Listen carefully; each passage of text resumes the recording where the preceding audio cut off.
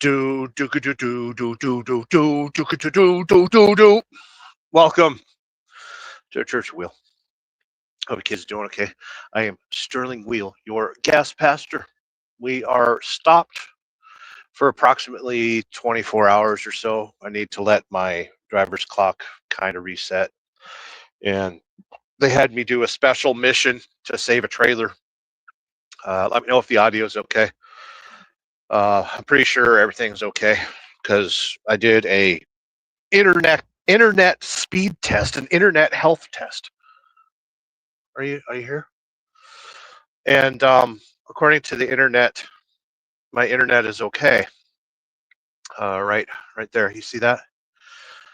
420 and 88.8 for my upload speed. So I could probably do this in like super high definition and stuff, but we're not.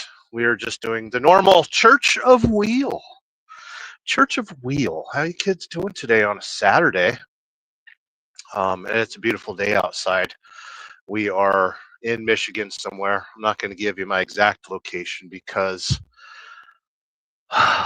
listen, if I left the doors open and unlocked and you found me, um, I would pleasure you in ways that you would have to seek therapy. If you broke into my truck to to rob me of my virginity, you would regret it.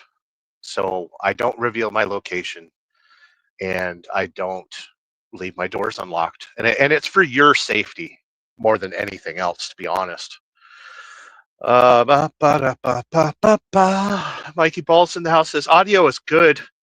I'm surprised that Mike Ball speaks to me anymore because, well, to be honest, I'm not a good friend anymore. I what kind of what kind of camera are we using here? I kind of want to go a little wide for you so you kind of see what's going on. That seems a little bit closer than wide. Uh, yeah, last month I took a month off and canceled all of my memberships and most of my subscriptions, only because I needed to save money. I took a vacation.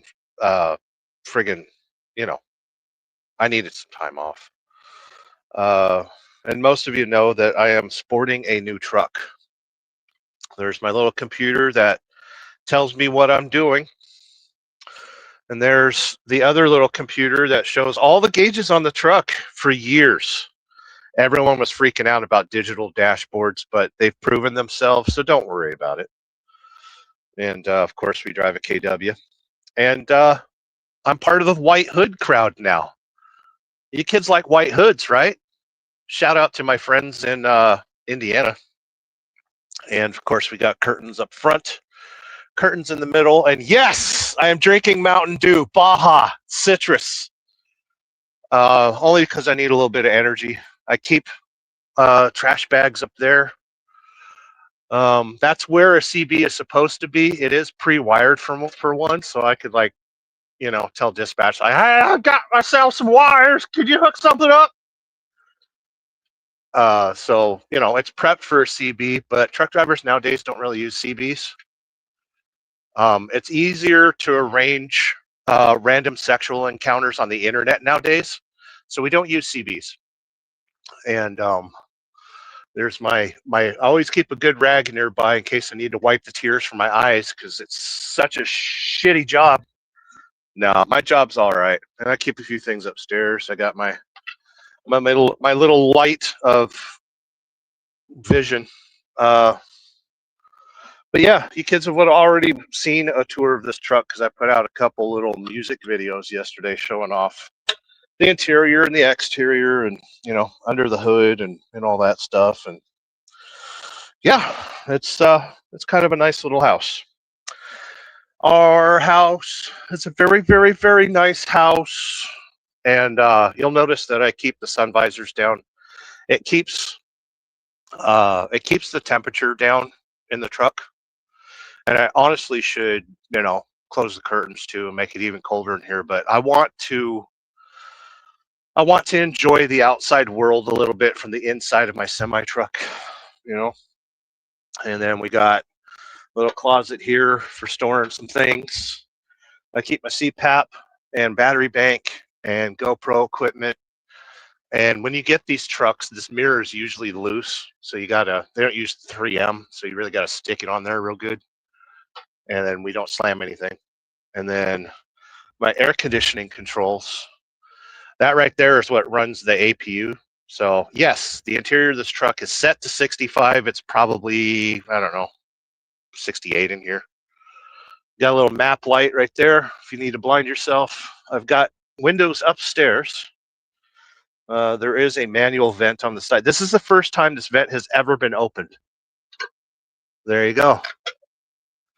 The air conditioning vents. What else we got in here I can show you? If I wanted a TV, as long as it's not more than 15 pounds, you pull this little strap right here, and you can have yourself a television.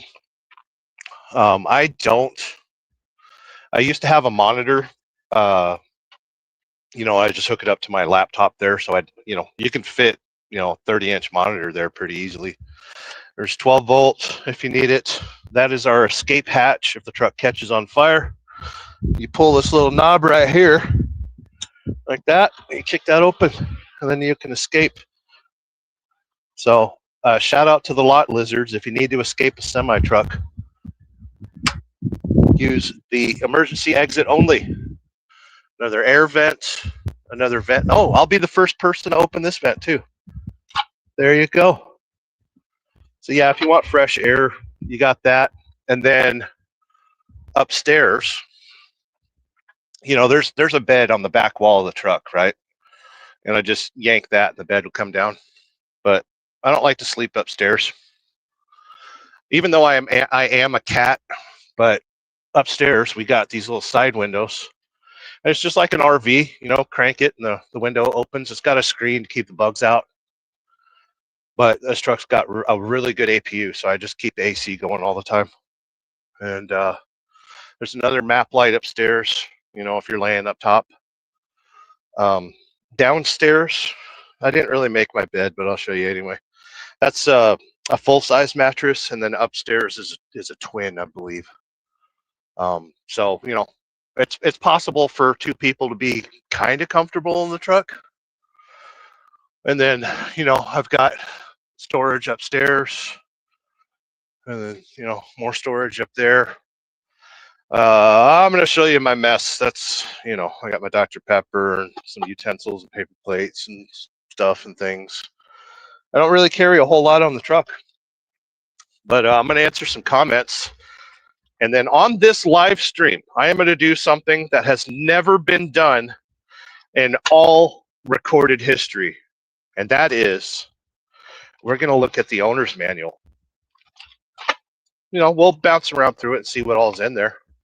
And I had to purchase, even though we have electronic driver's logs, it is required by law that you have paper logs. So I didn't know if there were some in here already, but I went ahead and bought my own because I love this brand and I've used it ever since I was a little child.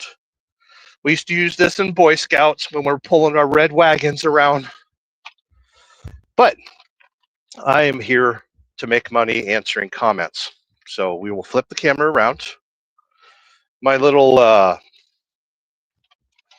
pony, my little friggin', I use a Joby, Jobey, I think. Hold on. Joby. I use a little thing for propping up my camera.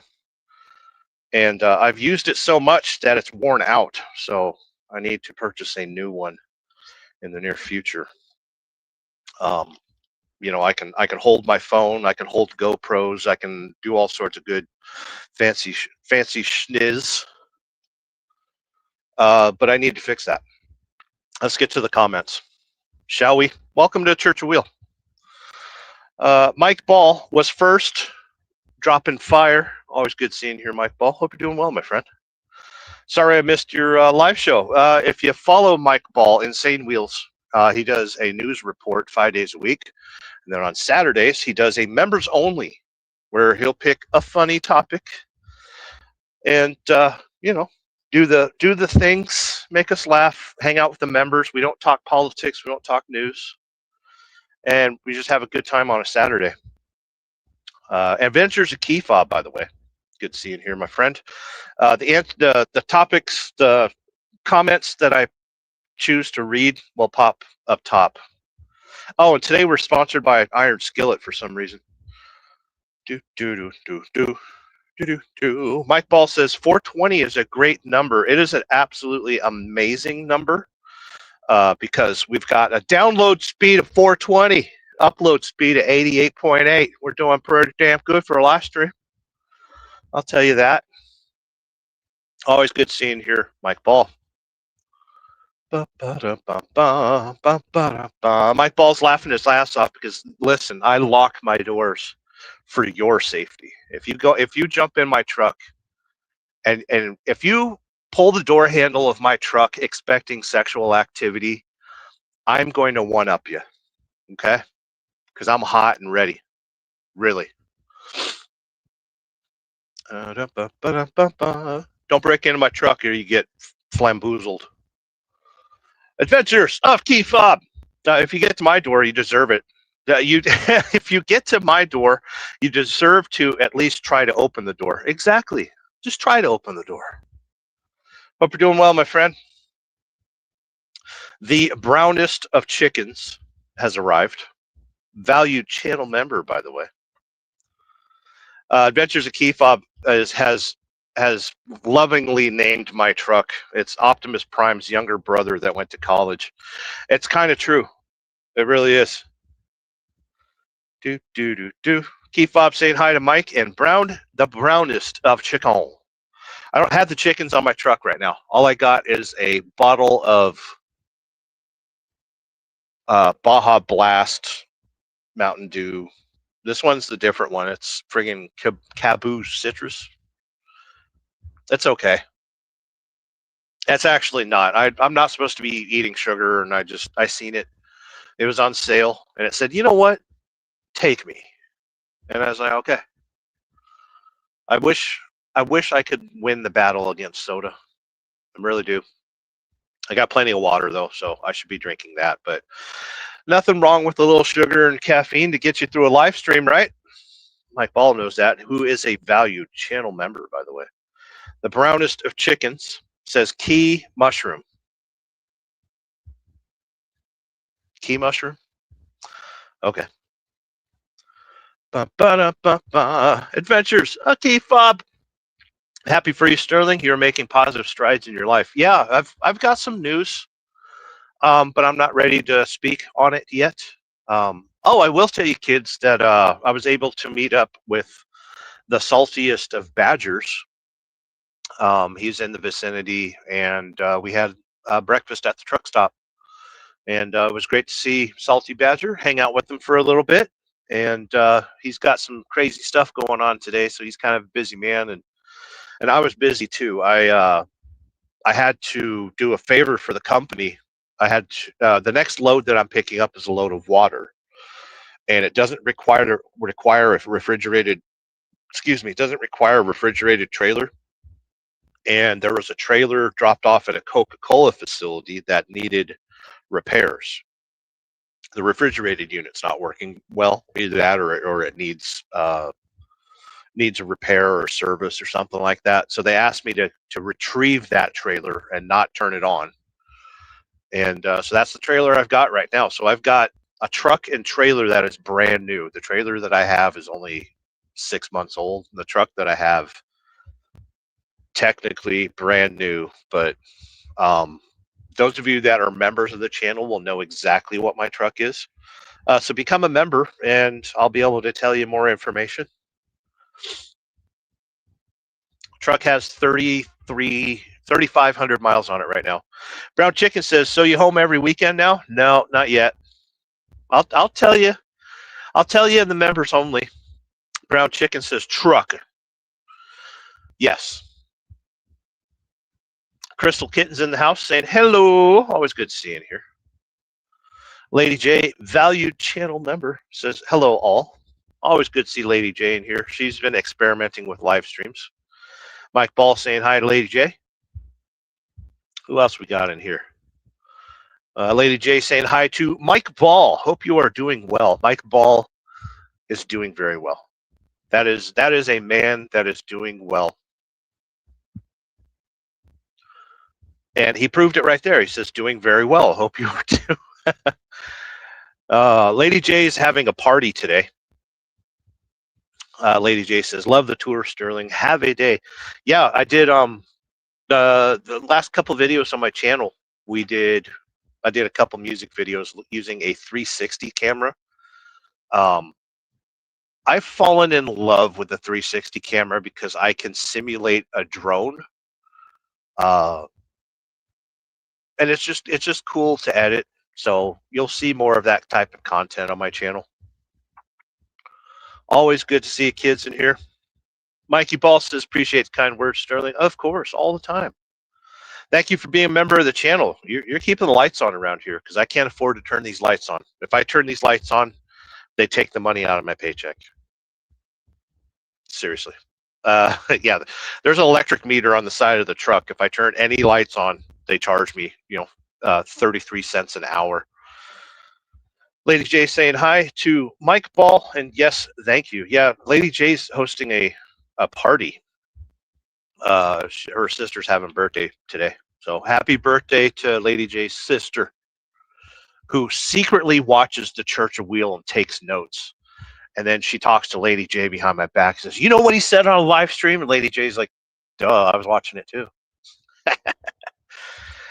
And if you meet me in person, you'll realize that the Church of Wheel is probably only 30% of my personality. And then the rest of it's just me goofing off. Mike Ball's laughing out loud because he agrees. He's met me in person. Adventures of Key Fob says the key mushroom is to say hello to me.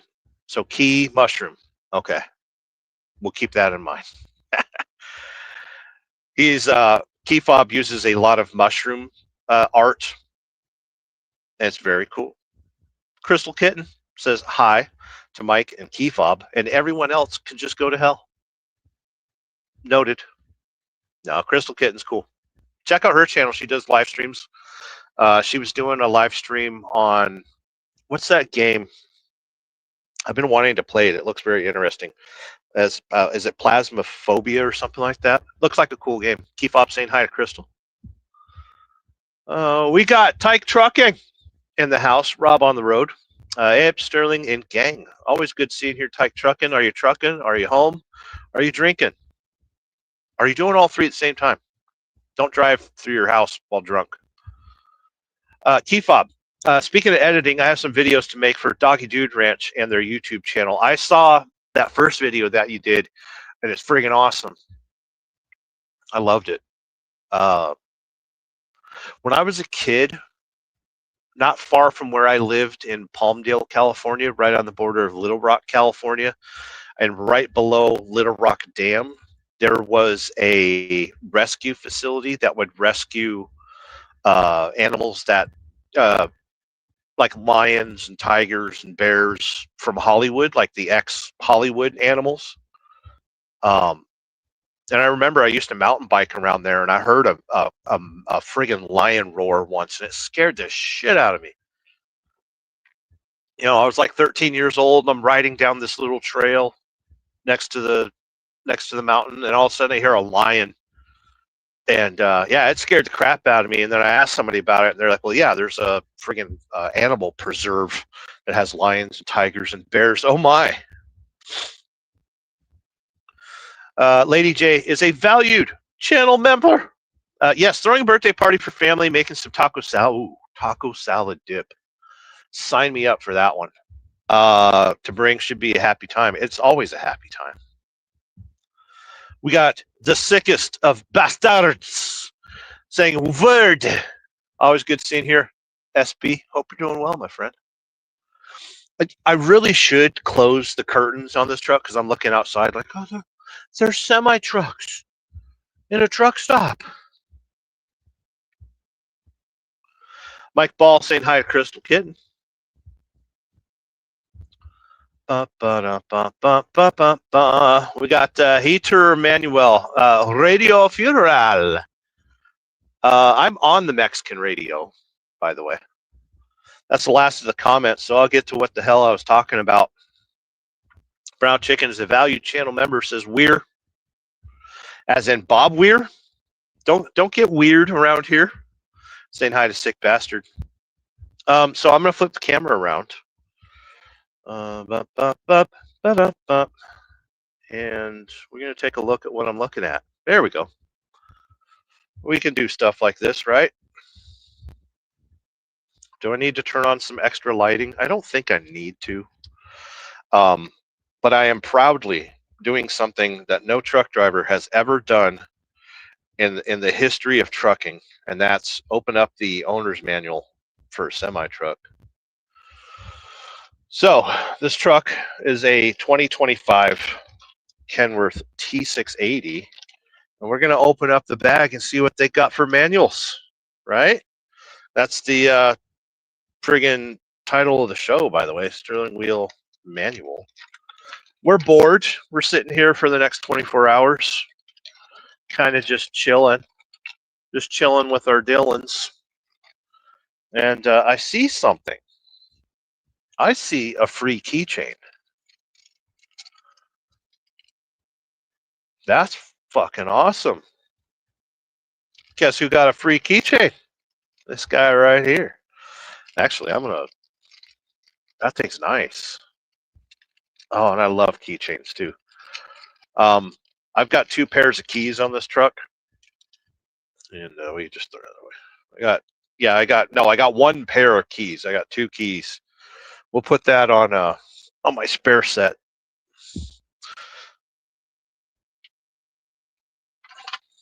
Ow! Bang your head. All right, so we got the new KW keychain. That's the key to the truck, right? Fancy key. Look at that. And then that's the key to my padlock for the trailer. We always lock our trailers because cargo theft is huge in America. Like, I should probably step out of the truck and show you on the ground behind all the trailers where people have had their seals cut off. Cargo theft is a constant in the trucking industry. You never hear about it on the news unless it's something really big. Like the last big cargo theft that was on the news, somebody had stolen $300,000 of lobster.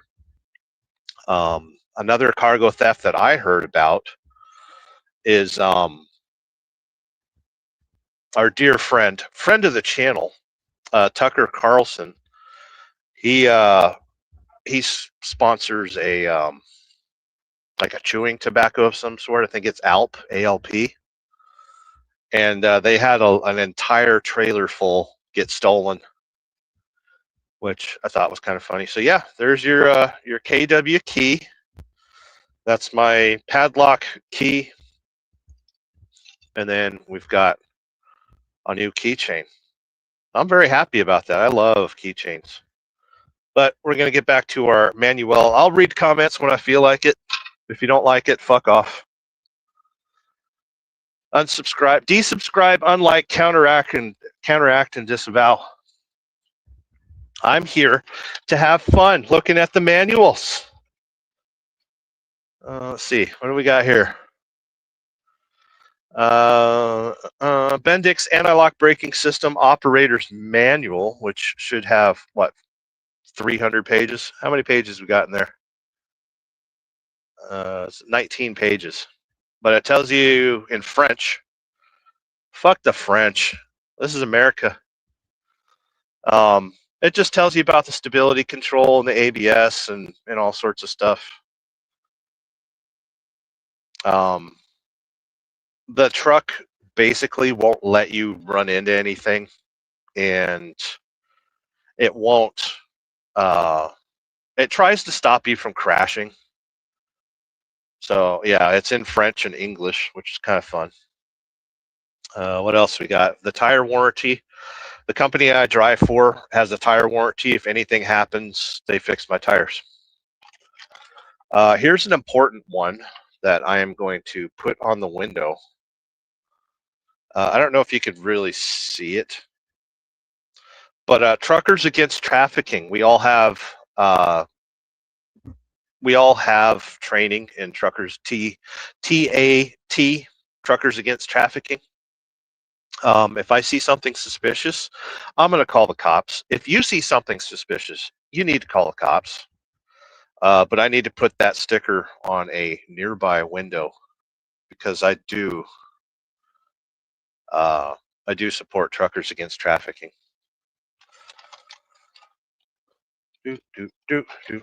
What else we got here? Holy shit. Okay, so this is the adaptive cruise control. So basically when I set the cruise control, the truck will, set the speed 65, 66 miles an hour. 66 is my top speed. And it'll slam the brakes and it will take off when it needs to. So you can just set the cruise control and just go for a ride. It's got lane departure warning and pedestrian detection and all sorts of stuff. And it monitors your following distance. And of course, it's in French and English. Shout out to my French people in Canada. But yeah, and it goes through there and it tells you, how to use it and don't use it on downgrades and stuff like that. We're not to the point right now where we can let go of the steering wheel. But on my dashboard, you will see, 64 miles an hour. It'll show the car ahead of me and it'll show the seconds, between myself and the car in front of me. On my truck, it'll also show the speed limit or the speed that the car is traveling. So you see that little 64 right there? That says the car in front of me is doing 64 miles an hour. And then there's a 3.5 second, you see it right there, 3.5 second gap between the car in front of me. The truck tries to maintain at least 5 seconds. So that's pretty cool. Let's continue looking through the manual. I'll read the comments after I look at this next one. What do we got here? Engine after treatment systems. So all of these trucks have SCR, selective catalyst reduction. That's what the diesel exhaust fluid is for and stuff. And that's why you don't see trucks like shooting smoke out the stacks or anything anymore. You could practically let this truck idle and you could lay underneath the exhaust system and never die. So that's what the treatment system looks like. It's underneath the passenger seat of the truck, built into the exhaust, and it's got the DPF and a whole bunch of other shit going on in there. And then all sorts of different warning lights and, some stuff you got to worry about in the trucking industry. On this truck, the first week that I had it, it was doing manual regens. So I was getting a hot exhaust light. Let's see what a hot exhaust light looks like. I'm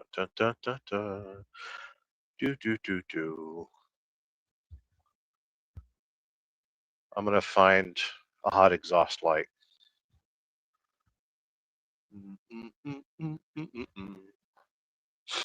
There we go. So common on these trucks, if you're driving in the city and stuff like that, that light right there is a HEST light, HEST, hot exhaust system temperature, high exhaust system temperature. So that's a common light. You will also notice that the truck will idle a little bit higher. It'll idle at almost 1,000 RPM. Idle on these trucks is between 650 and 800 RPM. So I was seeing that light a whole bunch the first week that I drove the truck. But I think now that it's kind of sort of broken in, like it's fine. I don't think there's a mechanical issue or anything going on with the truck right now. The trucks aren't necessarily broken in until about 100,000 miles. And then that's when the motor starts to loosen up a little bit and you'll actually start getting better fuel mileage. New trucks get terrible fuel mileage. Let's get to some comments.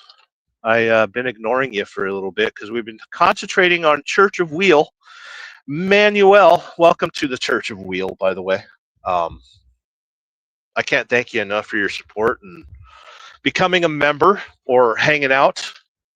You know, you don't have to comment. It's nice that you do. What else was I going to say? We're going to switch our sponsor from right now we were using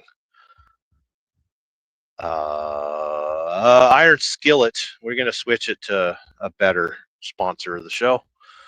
And that sponsor today is Sterling Wheel. Welcome to the Church of Wheel. Manuel, taking a little drink. We'll get back to the comments.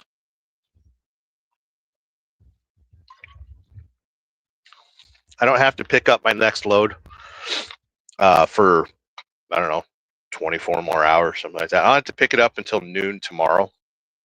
So I'm not necessarily in much of a hurry. Actually, I'm not in a hurry at all. We're going to chill today. I'm going to prepare a nice dinner.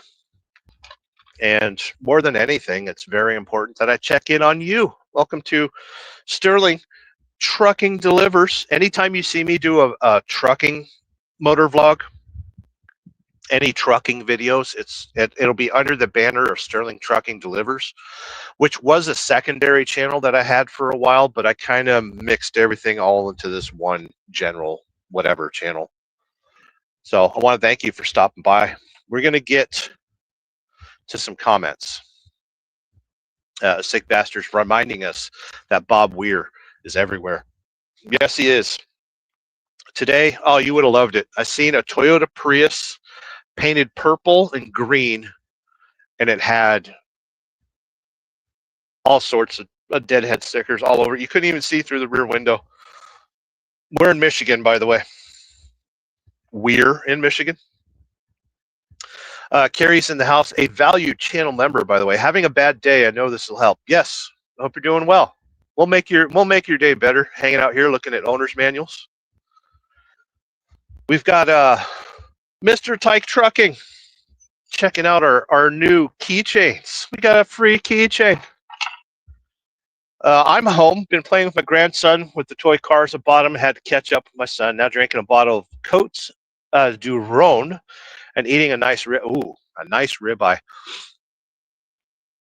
If I ever make it to Yorkshire, make sure I sample your steakhouses. Pick out a good steakhouse, and I want, you know, I travel all over America, and I've had meals in every kind of restaurant you could think of. And I love steak. I always have. That's my favorite food. I'd be interested to know if there's how much of a difference it would be over in the UK. I'm a little worried about your political tribulations right now, but you know, who hasn't? When hasn't it been a political instability? It's, you know what? Just stop watching the news. Anyway, I'm interested to see what a ribeye in over in the UK.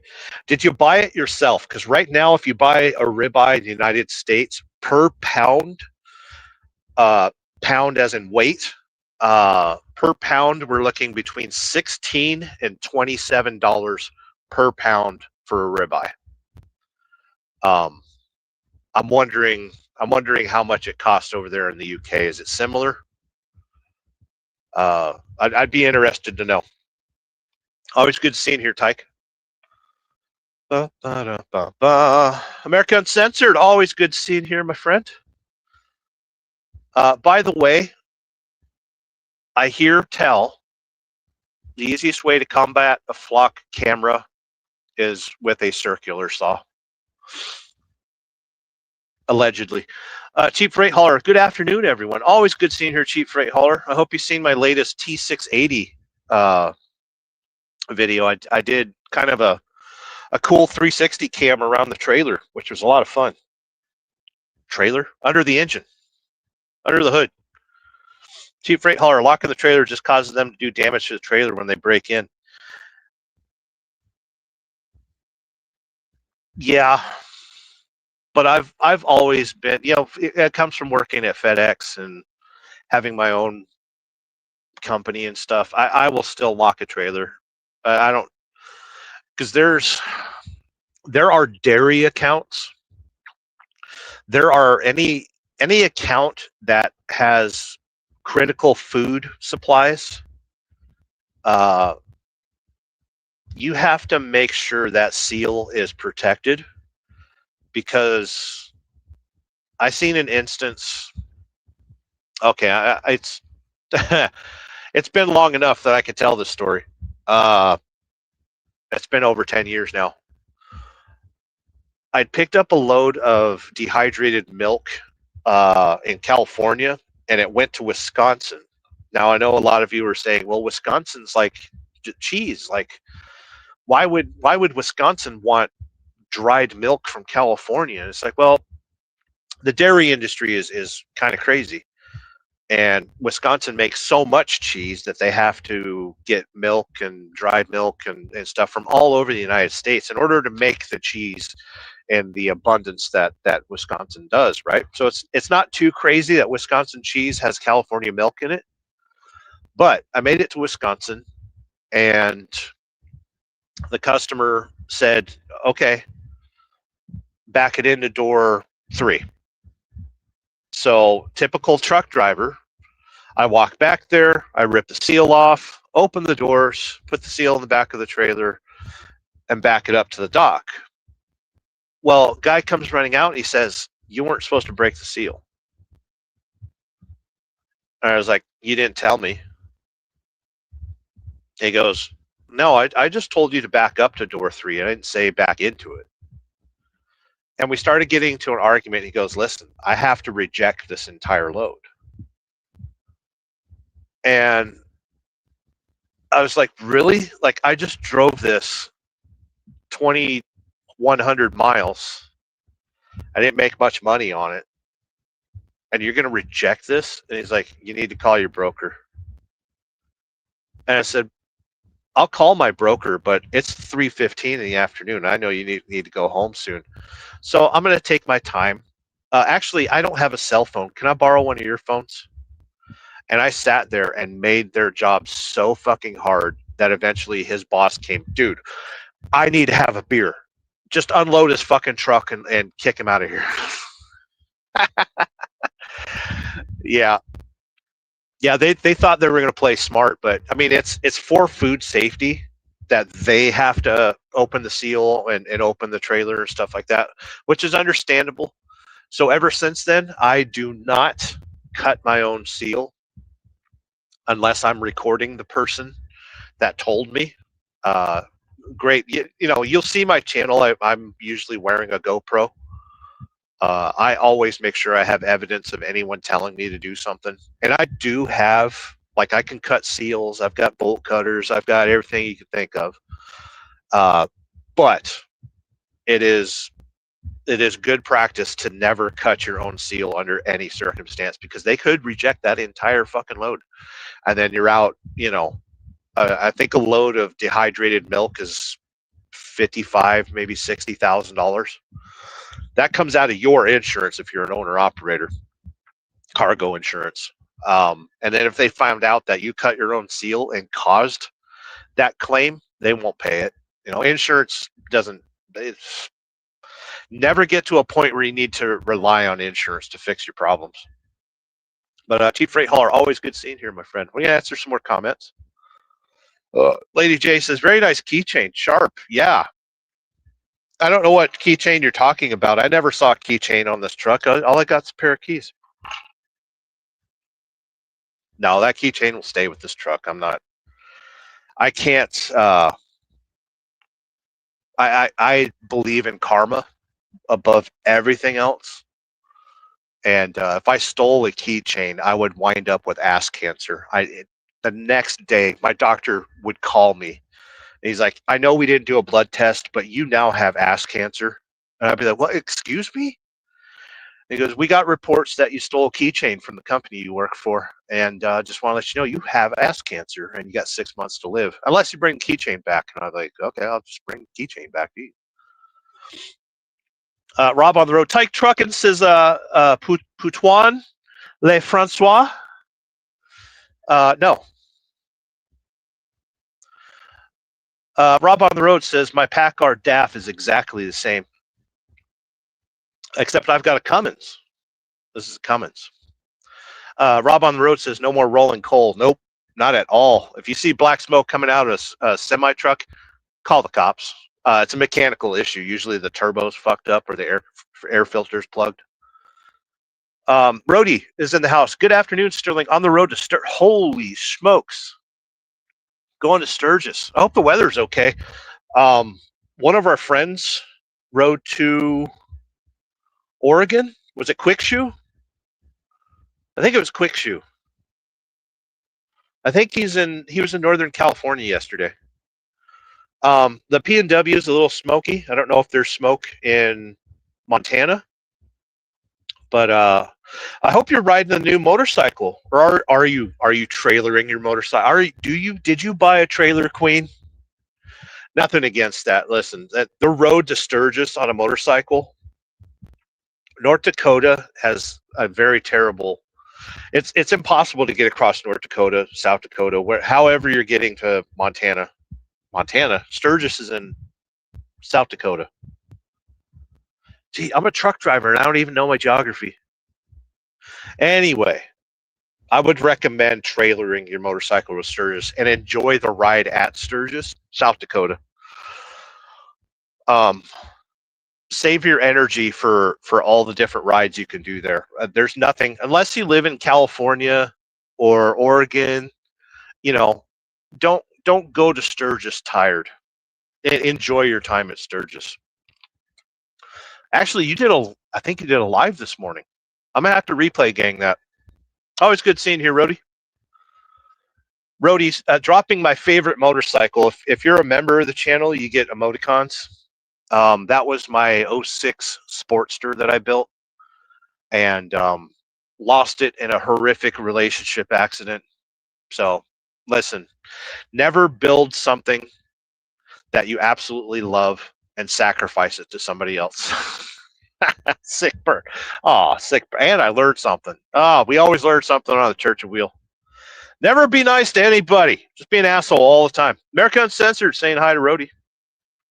Always good to see kids in here. Rody, a valued channel member, by the way. Thank you for being a channel member. It keeps the lights on around here. It really does. Sick bastard. He said load. He said load. We're currently empty. Our balls are empty. There's no load in this trailer. Lady J says, heading to the party, place to pick of the dip on a channel if you want to see me then. Put a live on the stream so all can enjoy. Do not put this live stream in front of any human. This is not for human consumption. If you're watching this, avert your gaze, plug your ears, run the other way. Call the cops. Nobody is allowed to watch me on a live stream. Mike Ball says shotgun's even better against flock. I would not recommend a shotgun because most flock cameras have shot spotters built into them. Be a man and get yourself a silencer for a 22. Hint, hint, allegedly. I don't know what I'm saying. I think I'm insane. But seriously, Silence 22 is fucking awesome. I recommend the Winchester Wildcat. Built in Turkey, by the way. Where's Tolga? America Uncensored saying hi to Mike. Always good to see you kids in here. Insane Wheels saying hi to America Uncensored, who's got a pretty good vlog channel, by the way. He's got a really cool dog. And he's a musician. We love our creatives here on the Church of Wheel. I was actually thinking about making some music today. I've got an Ableton Move that I can sit here and make some beats. So I might do that today. I haven't messed around with music in quite a while. And I was thinking about maybe starting my other channel back up again so I could sit here and spin the ones and twos and ricket. But I'm not doing. I'm sitting here doing a Church Wheel. Tyke on the truck. Tyke on the truck. Tyke on the road. Rob on the road. Tyke trucking. We don't have many steak houses, but we have good farmers who sell good steaks. I haven't done the math, but a ribeye is 6 pound for 8 ounce T-bones, 16 pound for 16 ounce. That's good. That if the quality is good, that's good. That's not bad at all. Yeah, it's within. You're within 20% of American prices easily. 10%. Interesting. Thank you for Tyke Truckin says that's from the farmer. 30-pound in a restaurant. Yeah. If you get a T-bone, if you get any steak at a restaurant, you're up in the 30s instantly. 20-pound for a rump at a truck stop, usually overcooked. We don't get. Listen, here in America, if you can find warm food, like they've got meatloaf, you won't find. They got Salisbury steak sometimes. You won't find an unprocessed steak at a truck stop anymore, which is a damn shame. You just got to bring them yourself, I know you kids are wondering what I have for an air fryer, but we're worried about the manual on the truck right now. Let's get to some comments. Lady Jason is laughing out loud. A valued channel member, by the way. Lady J says, Josh was laughing at you. He thought you were talking to him directly and realized you were on a stream. Yes, I'm a famous YouTuber. I am Asmund Sterling. And, famous. I don't even have to be a truck driver. I am such a famous live streamer that I do this for free. I actually pay the company. I rent this truck. I don't make any money. I'm a famous YouTuber. Let's get back to our little fun with a truck manual today. Church of Wheel, Manuel. Hope you kids are doing okay. Are you doing okay? Let me know if you're doing okay. And as always, thank you for stopping by the Church of Wheel. We're not done yet. I just got to move my camera around and continue with the fun. Because literally, there is no truck driver on planet Earth that has ever looked at the manual for their truck. There's no way. I want to make sure I'm using the right camera, by the way. Sponsored by Mountain Dew, Baja, Cabu Citrus. It looks like poison. Like it looks like a very dehydrated piss bottle. Everything just tastes so goddamn chemically nowadays. I really should take better care of myself, but we have our weekdays. As long as it's on the weekend, we can have our weak, as in not strong, days. Let's get back to the comment section. I've been live for about 50 minutes. Are you kids doing okay? I know you're doing okay. Earlier, I showed you the sticker for Truckers Against Trafficking. So here's the numbers you need. Make the call, save lives. You got all sorts of phone numbers, even in Mexico. And truckersagainsttrafficking.org. I believe you can go to the website and take the training course, but I am certified in trafficking. Just like I was certified, remember when we all had to go to sexual harassment classes and learn how to sexually harass all the females at work? No, what they did is they made it to where, it was kind of like, where you ever see the influencers that say, hey, you want to win a woman's heart, you walk up to her at the water cooler and say, hey, Susan, and you rub her shoulders and you go, hey, I noticed you need to meet me for lunch sometime. You want to go to my cabin at Lake Tahoe? Oh, I hope to God they don't have sexual harassment training anymore. When was the last time any of you went to sexual harassment training? Listen, if you need sexual harassment training, I'm your guy. I will teach you how to sexually harass. Anyway, Truckers Against Trafficking is a very important organization. And basically, if I see you trafficking people, I'm calling the cops. Next manual in our manual of manuals. Customer information important. Ooh, do we have top secret stuff in an envelope? What do we got in here? This is only for the customer. You kids are not supposed to. Oh, there it is. The Jacobs engine brake operator's manual. This truck's got a Cummins motor in it, and it literally, holy shit. I got a Jake brake sticker. Holy shit. We got other stickers. Holy shit. We got even more stickers. Oh, I am a happy boy. I got a keychain and I got Jake brake stickers. Actually, you never saw that. I did not find a sticker or a keychain. Anyway, they've got driver controls. When was the last time you seen a switch like that in a semi truck? 1993? That's too funny. Congratulations. Your truck is equipped with a genuine Jacobs engine brake. On my truck, let's see, over there, there's a little thing over there. I just put it in 3 different locations and it does the braking. It's nice. Let's see here. We got the switches. We got, what else we got?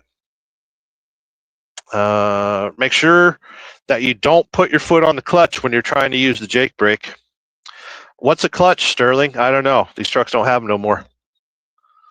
We got ABS, automatic transmission, cruise control, engine flat. That's just Jake brake stuff. And it's only in English. Where's the French? I came here looking for a fucking manual that had French. But yeah, it teaches you how to use the Jake brake. I had no idea that that was in this truck. Very cool.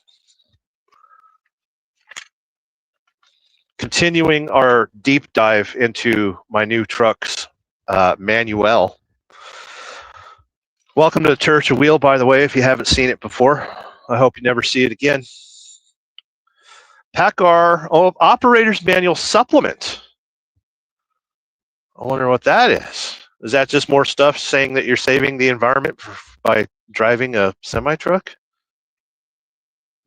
Is this a manual on how to use the manual? It's all friggin' blank pages till you get to French.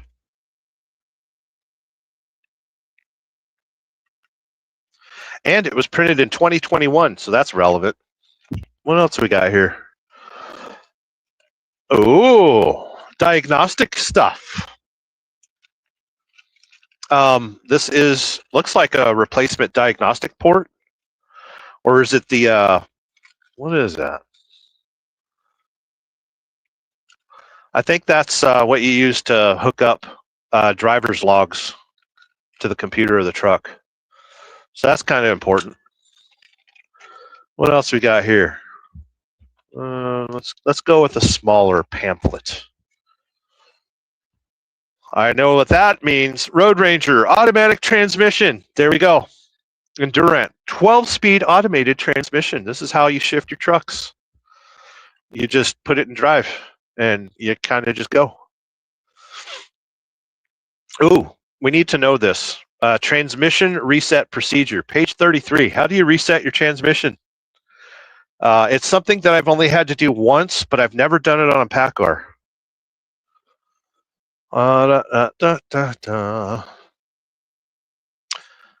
In the event there is a problem with the transmission, there are primary tasks the driver should perform. Note the driving condition which problem occurred. Note the condition of the transmission under which the problem occurred. Operation mode, if you're in dry, manual, or low. Current gear, engine speed. Transmission reset procedure. All right, in some cases, proper transmission operation can be restored by resetting the TCM, transmission control module. Using the following procedure to reset the TCM. Continue to drive the vehicle to a safe location. Okay. Select neutral mode using transmission driver interface. So put it in neutral. Once neutral is selected, gear engagement may not be allowed depending on the problem. Set the parking brake. You got to set the parking brake or you'll die. Turn the ignition key to off and allow engine to shut down. Wait at least 2 minutes, restart engine. If the problem continues, contact the service facility to have the vehicle and transmission system evaluated. Oh, so if you want to reset your transmission, just shut your truck off for a couple minutes. Okay, that's interesting. So yeah, it's just the manual for the transmission and like how it does its thing.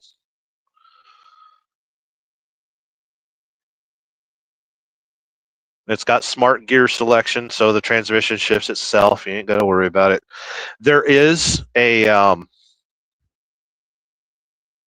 manual version. Like you can shift it manually, but you're just suggesting, like there's a manual mode. You're just suggesting a gear. The transmission will only shift into the proper gear that it decides is proper for the road speed and engine speed. These transmissions actually have two reverse gears. So you can click up when you're backing up and get a second gear in reverse to back up even faster. But don't do that. That's very dangerous, and always get out and look. So yeah, that's the transmission manual. Very cool. Oh, Church of Wheel, Manuel. We're checking out the manual on a brand new T680 over here. This one's probably the engine, since it's in Cummins red. That's it right there. So there's 3 different Cummins X15s. There's an efficiency series, a performance series, and a productivity series. I believe at Bluebird that we have the productivity series.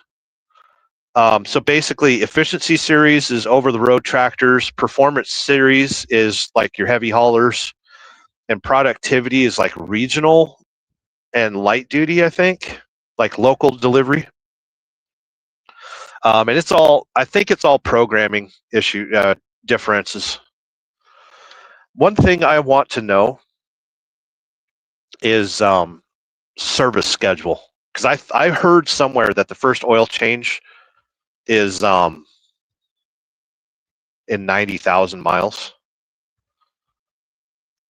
Usually it'll tell you in the back of the manual.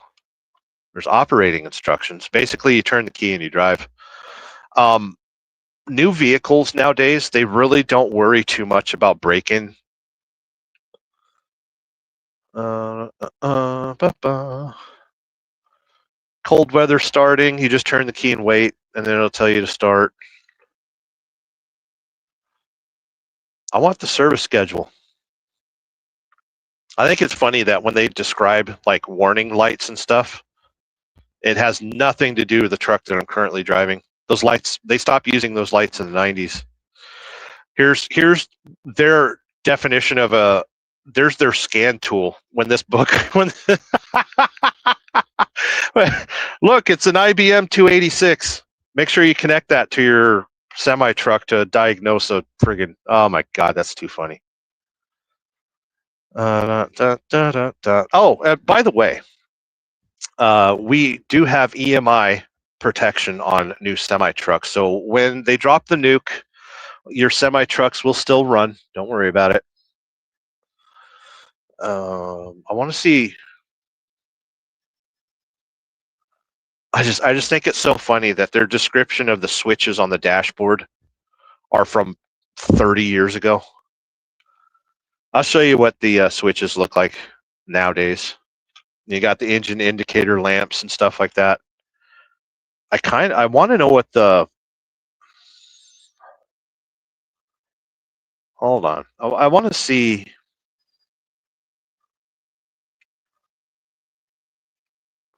I want to see if there's a friggin' like a maintenance schedule. There we go. Routine maintenance. I'm willing to bet the first oil change is 90,000 miles.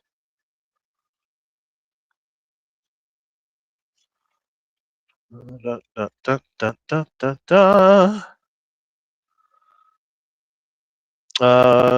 on page 3-12.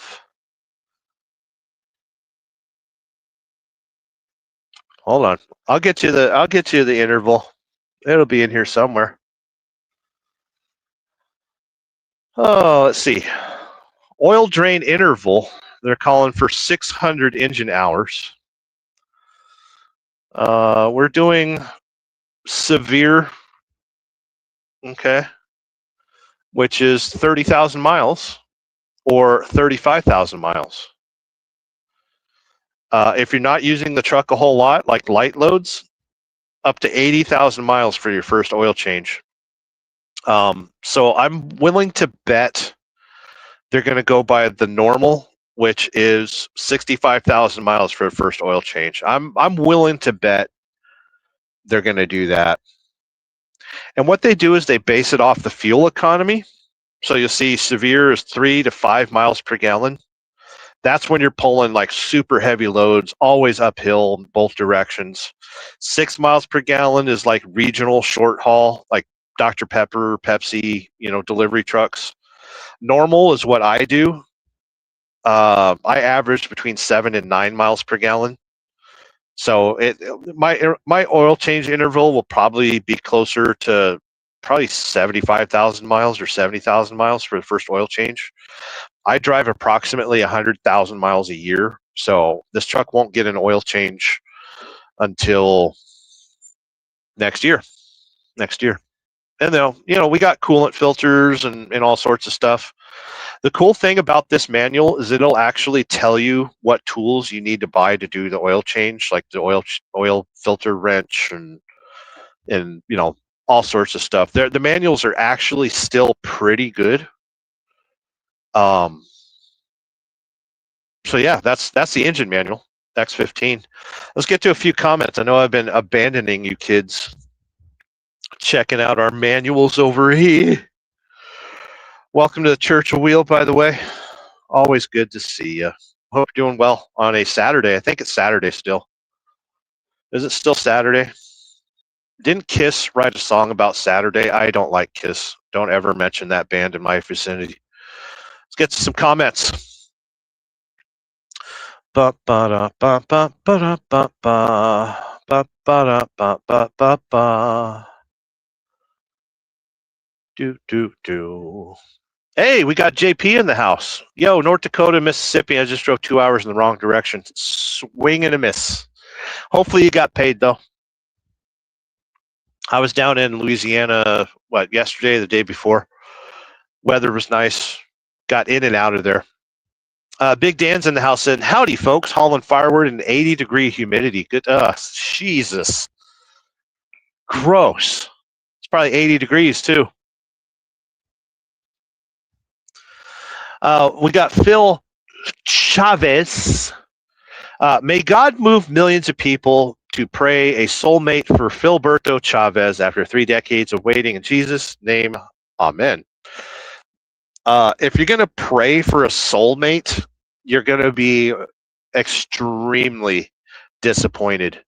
You need to get on that horse and go find yourself a soulmate. If you put faith into an omnipresent being to find you a soulmate, you're going to be disappointed.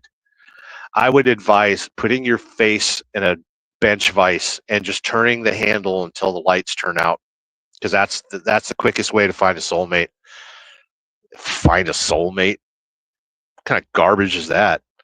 Tyke Trucking is not Carrie, by the way. Rob's neighbor stickers rule. Yeah, I'm happy now. I got Truckers Against Trafficking, and I got a Jake Brake. I should put that on the Volkswagen. I need a T-shirt that says Jake Brake, but I need to put it on the back. Like, that dude just farted. Like, no, he hit the Jake. JP says, hit the like button. Yeah, I can't tell how many likes are on a live show when I use StreamYard. So you'll have to tell me if you've hit the like button or not. News in here says, like WTF. Just say it out loud. What the fuck? What the fuck? Good seeing you here. Thank you for engaging. Tyke Trucking says, Sterling Cummins in his pants with Jake Brake stickers. Jacobs! Listen, I don't know what you're talking about. There was no Jake Brake sticker on this truck. Okay? I want you to call the cops right now and let them know that there was no stickers or a keychain on this truck. It is not present. Okay? They need to buy a new truck. Lady J says, no clutch is lane. Yes. I do miss a manual transmission in a semi-truck because basically I drive an RV. This is a giant RV, and it's comfortable. It's nice. It's quiet. Compared to my other truck that I had, it was a 2022. This one's a 2025. It's so quiet. It's so smooth. Like this truck's awesome. And there are no more than 5 farts in the interior of this truck. It depends on where the truck was built. I think it was built in Mexico, so there might have been a fart or two in the factory. And then the mechanic that received this truck and made sure the lights and stuff, he might have farted, but I'm pretty sure I am the 3rd person to fart in this truck. And just to make sure that I am the 3rd person, I have been ripping some farts. Like I did a handstand yesterday. The cool thing about, padded rooms, it's easy to do a handstand because if you screw up and fall, you won't break your neck.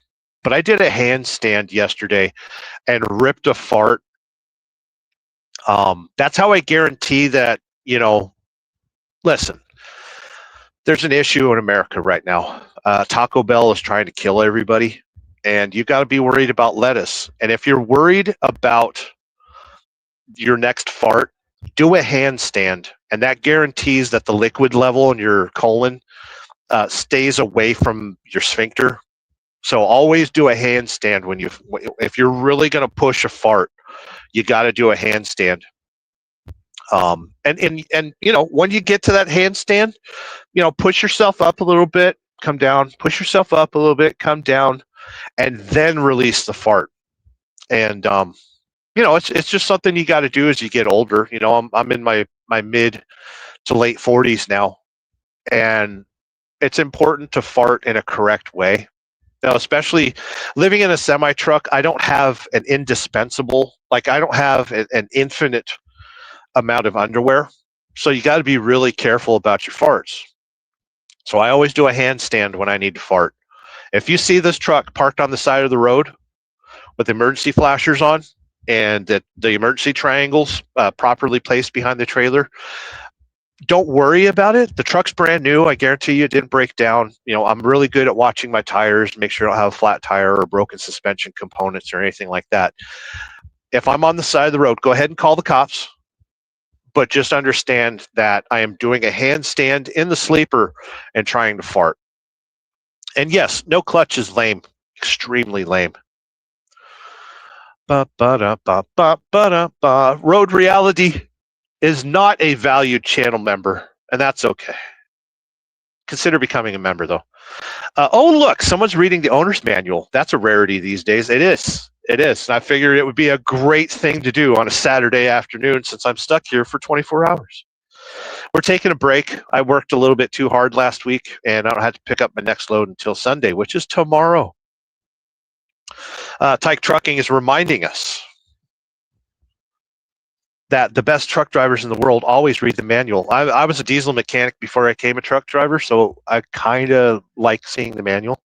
And we're more than halfway through. And I'm going to keep reading some comments and make sure you kids are doing okay. Make sure you wear your Harley Davidson t-shirts, because I don't own a Harley Davidson. Sick burn. I own something better than a Harley. Lady J says, exactly. Superheroes of the trucking world read the truck manuals. I only read the French half of it, though, because that's how good. Parlez-vous français, right? New says, bro, you can't read. Isn't there supposed to be like a little apostrophe? Isn't there supposed to be a comma? Isn't there supposed to be a period at the end of that sentence? Thank you for the engagement, by the way.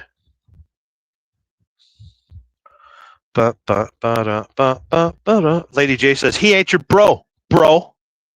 He ain't your bro. bro.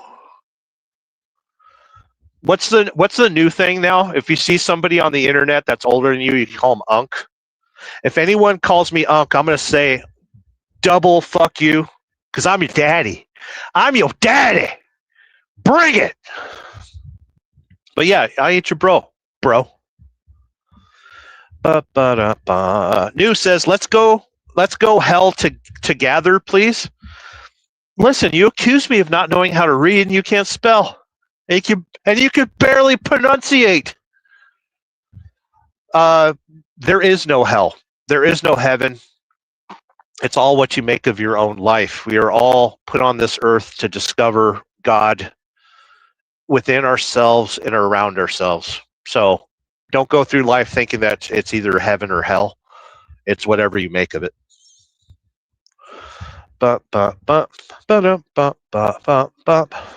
Lady J is a valued channel member.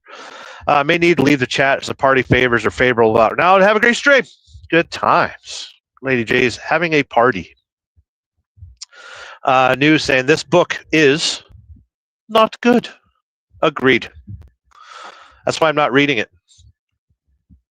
Thomas Bailey, dearest Thomas Bailey, I hope you are doing well in the land of the Carolinas. Interesting information about the engine of the Kenworth rig. Yeah, that's a Cummins X15.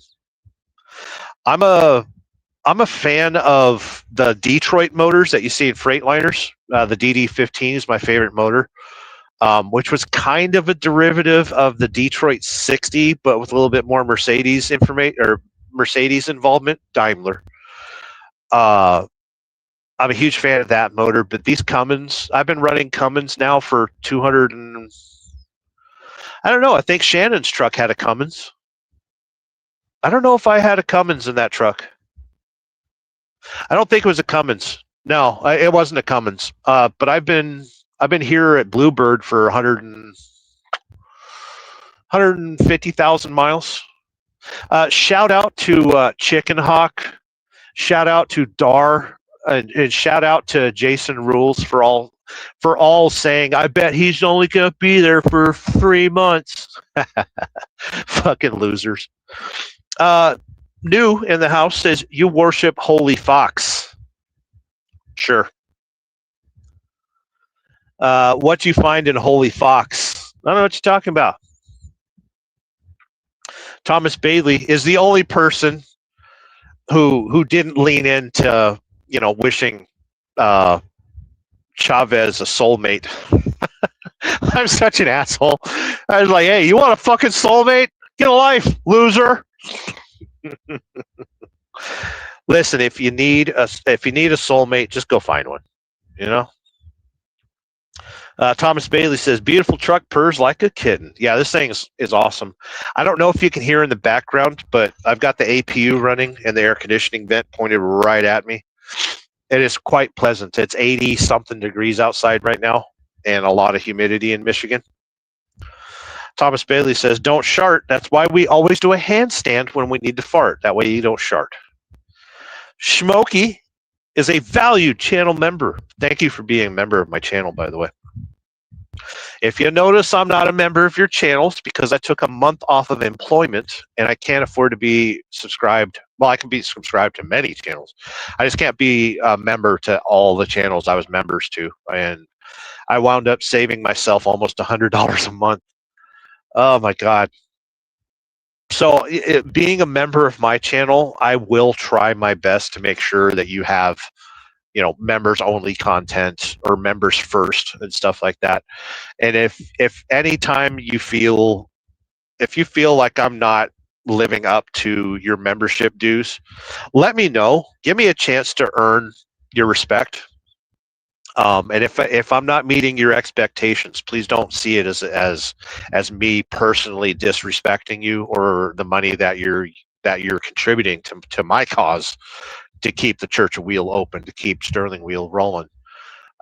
If at any time, please allow me to earn your business. If you're a member of the channel and I'm not living up to your expectation, do that before you unsubscribe.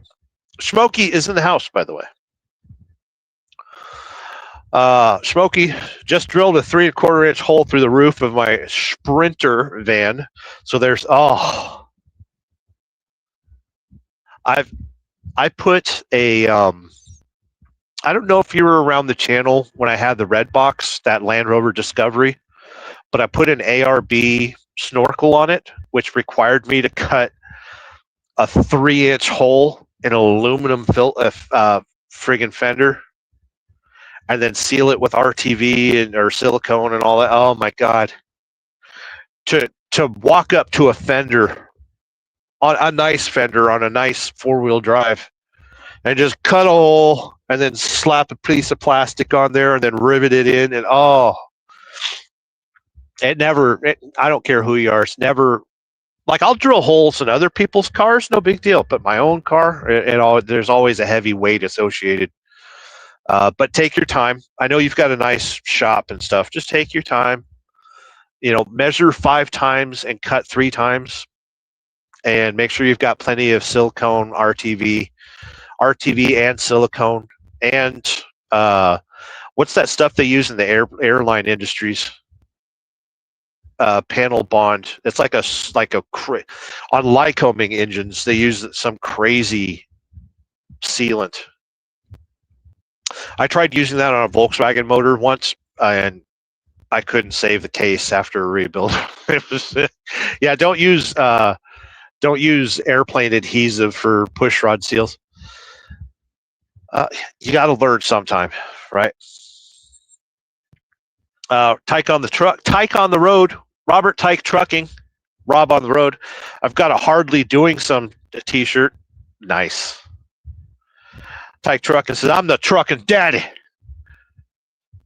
course you are. Tyke Trucking. Rob on the road. Checking in from Yorkshire. The Bible does not teach that anyone's going to heaven. You pray in the Lord's Prayer for God's kingdom to come to earth, the kingdom of heaven. And he's laughing out loud. I agree with that wholeheartedly.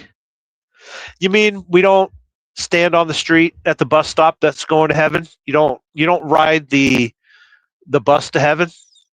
You don't take the escalator to heaven? What if God was one of us? Just a stranger on the bus trying to make his way home. I agree with you, Tyke. Roadie John says, I would be a channel member, but I can't afford anything right now. Sorry. No apologies accepted. No, don't worry about it. I can barely afford myself right now. You think it's easy to maintain morbid obesity and personality disorders? This shit's hard. Okay? So settle down. Always good to see you in here, Road. Oh, John, one of my favorite motor vloggers, Brian636. He does the Chicago Hood Eats videos, and he's a stunt rider and stuff. He has switched to using the GoPro Max. No, what's the new GoPro? The really fancy one, cinematic one. And then he fucked up his audio and stuff. But his latest video, he's using the GoPro. GoPro Max is the 360. Mission 1. He's using a Mission 1 because he does a lot of night filming and stuff.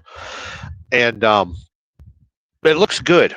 It looks good. He was using a Hero 13 with the Hyper. He didn't use a Max Lens mod. He was just using the Hyper view, which gives a distorted view on either side. I never really liked it.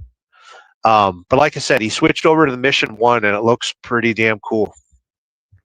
I don't know if I'll ever get one of those cameras. John did a nice expose on where GoPro is heading and where it's at. And I wholeheartedly agree with his latest video that GoPro is not going to be around. They were the innovator, and then they got fat, and then they got expensive, and then all these other brands came in and made shit smaller and easier to use. That's the death sentence for GoPro. If it's not easy to use, people aren't going to fucking buy it. Just because it's cool, just because it says GoPro and they have cool stickers, and everybody at Monster Energy has a GoPro on the motorcycle. I mean, you know, and you know, all the cool videos on the internet are usually filmed with the GoPro. But GoPro has fallen off the top of the pyramid. Always good seeing here. Rody, John. Smokey says, I've been dreading that move for weeks. Yeah, cutting a hole in the roof of your van. But I want you to know that people cut holes in things all the time. I'll give you evidence. I will give you evidence that even the factory cuts holes in vehicles. That right there is a plug. So in the bottom floor, this is the floor of a semi truck, by the way. You see how it's layered? That's the floor of every new semi truck. So you've got the outer rubber cover. You've got a foam underneath that. Then you've got foam. Then you have the light gray is an insulating layer, and then the bottom is more of a hard plastic. So so that's the bottom. That goes against the metal of the vehicle, right? So metal, you got 2 layers of foam, third layer of foam. The gray is a temp barrier, and then the actual rubber mat of the floor of the truck. Well, this was left in the truck because there are holes pre-drilled for the APU, the power inverter. So these are stamped in the floor, and all they do is yank these out and then finish drilling the hole through the floor, or there's a block-off plate. So I think it's kind of cool that this was floating around. I should turn that into a keychain.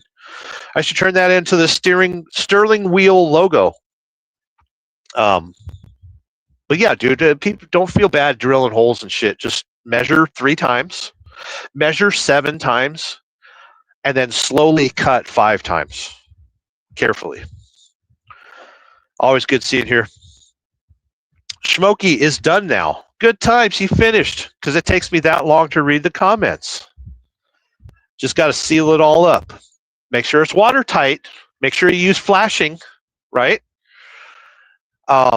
Especially in Florida. Plus, you've got to consider expansion from heating and cooling. I would definitely put, grommet. If you could put a grommet in it and then seal the grommet, do that. I'm a big fan of doing that. I used to install AC units on armored trucks, and I always used a good grommet and RTV. Butyl, exactly. I don't know why I said RTV. And Henry Clear. Okay. Oh, I ain't gonna worry. I don't have to worry about water getting into your van. That's the way to do it. Yeah, I'm a huge fan of, I've had to drill so many holes in firewalls and stuff like that in my career. I used to work for Land Rover and Jaguar and stuff. And let's just say there's certain ways of doing heater cores in British vehicles. Oh, listen, when they say remove the entire dashboard and steering wheel to change a heater core, the answer is no. You use a hacksaw, and then you yank out the heater core, and then make it easily replaceable, and drill new holes through the firewall in order to do so. My apologies for anyone that bought a 25-year-old Jaguar XJR. Listen, that's how I do heater cores. I am not going to spend a week ripping a fucking dashboard out of a Jaguar to put a fucking heater core in it. And I learned that from a Ford mechanic back in the day. The Ford Aerostar. You kids remember Ford Aerostar? The easiest way to change a heater core is cut a hole in the fucking firewall. Or maybe that was the Bronco 2. Or maybe it was the not C10, but the S10 Blazer. Listen, mechanics have done some horrible things to vehicles over the years because engineers will jump over 100 naked women in order to fuck a mechanic. Mechanics hate engineers. I hate automotive engineers with a passion. Yes, they make some cool cars nowadays. Like there's a Ford Mustang GTD. It's a $500,000 Mustang that you could drive at Le Mans and win. And there's some cool engineering with that car, but I ain't gonna fucking work on it because I know those engineers are just like, well, yeah, it's got 700 horsepower and it'll do a quarter mile in 10 seconds. But let's put the heater core in a place where they got to remove the dashboard twice in order to get. Don't get me started. We were here to talk about truck manuals. Rody John, laugh out loud. I'm literally living off my YouTube earnings. My basics are covered by the wife. Anything else, that's on my earnings. You need to go live. You need to do a wacky, exciting live stream like Sterling Wheel. Smokey says, sweet though, at Road Reality. I recently took a month off of work and it changed my life. I also went through a huge move. But it was so necessary. So, and I've been laid off before, and I've gone through horrible career changes, sometimes involuntary. Live in the moment. Enjoy it if you can. Road Reality says, thanks, Smokey. Road Reality, Brian got a mission 1. Yes, his latest video, you will see the mission 1. Smokey is reminding us to shop on Amazon and use the hashtag GoProbe these nuts.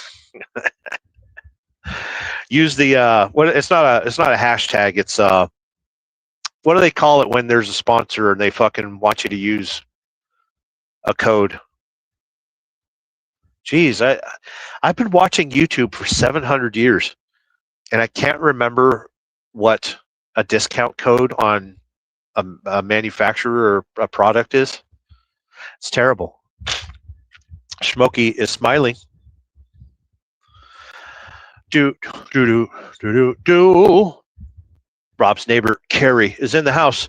I can't even imagine seeing a ride out in person, let alone being one of those guys are nuts. Yeah, I used to be really good at pulling wheelies and stuff like that.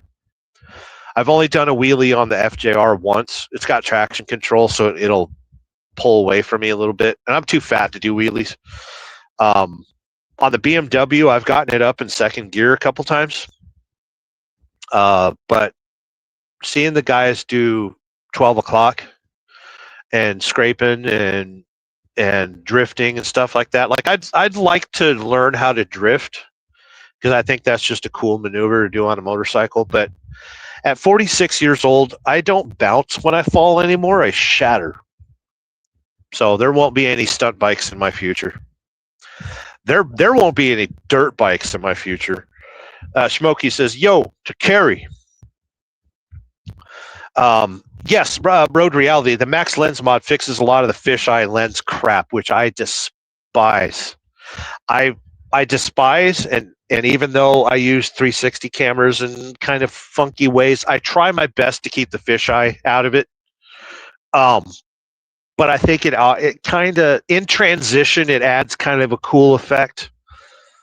But I don't like the fisheye effect, especially on a camera facing forward.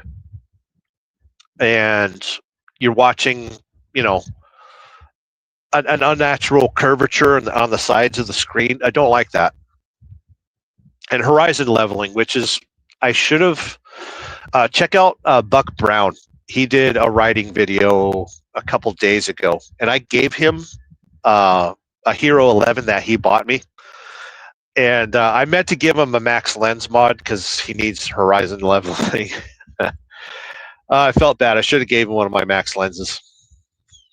Smokey's reminding to expose these nuts. I don't know why. Always good seeing you, Smokey. Do. Starship Enterprise. Smokey says, Seal the Grommet sounds like a cool skateboard cartoon. Yes. I miss Saturday morning cartoons. Those of us kids that grew up in or around the 80s. Like that was,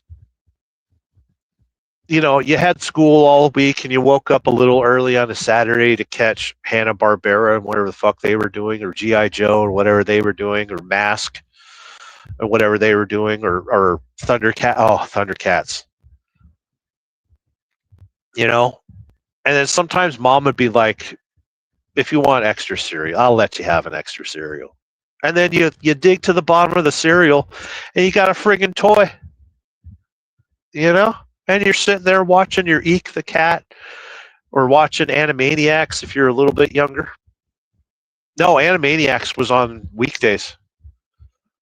Saturday morning cartoons was really cool in the 80s.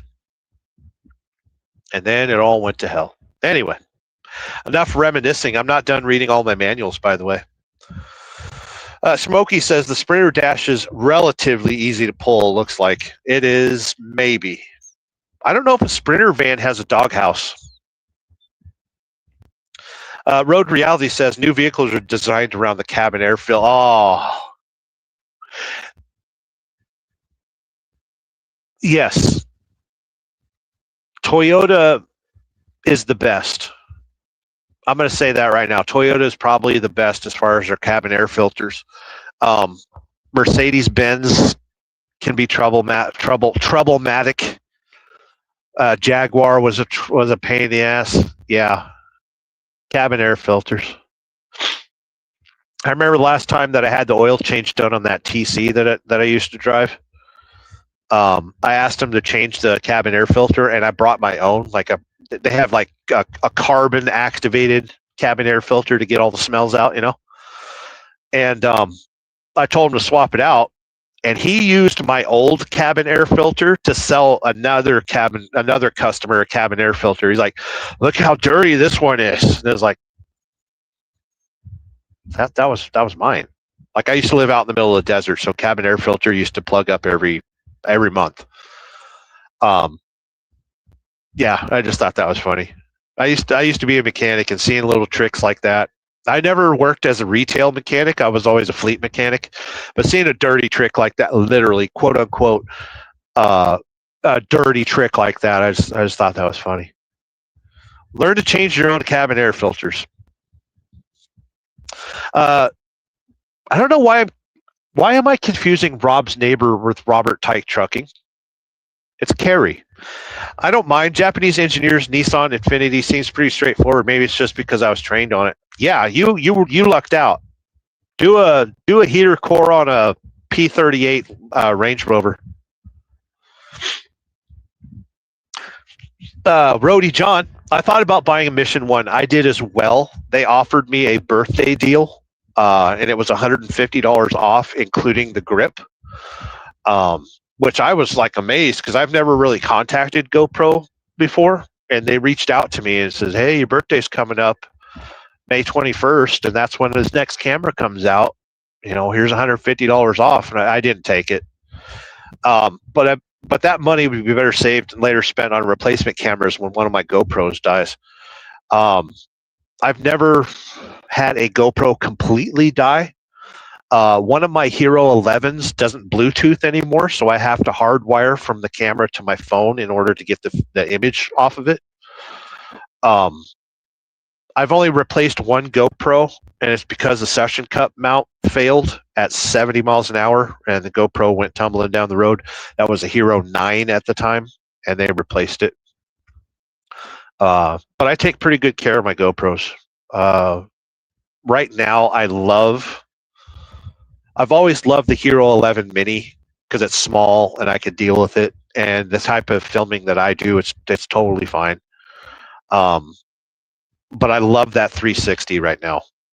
And I'm going to be utilizing that a little bit more often in my arsenal of cameras. It's just so versatile. And I like that I film by pointing the camera at a subject.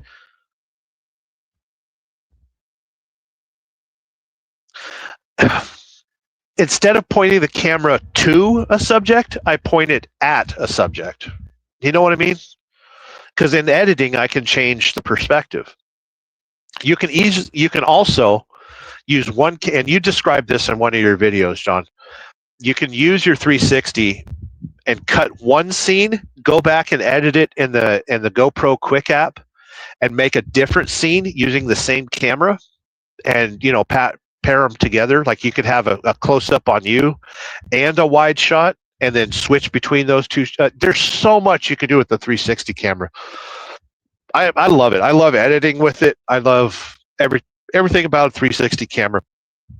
And I've got some friends that are in the motorcycle community that have been asking me, like, how should I set up for I joke around. Actually, this is trademarked by Road Reality. He called it Motor Vlog by accident, and I took it and ran with it. So if you see the hashtag Motor Vlog, I'm using it, and so are a bunch of people in India that broken English.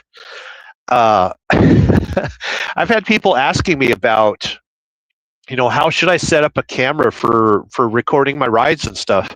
The answer is that 360 camera. You can get the Instas, they're fine, but I like my GoPros. I've always been loyal to GoPro. The lenses are very easy to replace on it. I need to replace one of my lenses because it's gotten a little wonky. I love my 360. The workload is a little weird to deal with, but once you learn it, it's fine.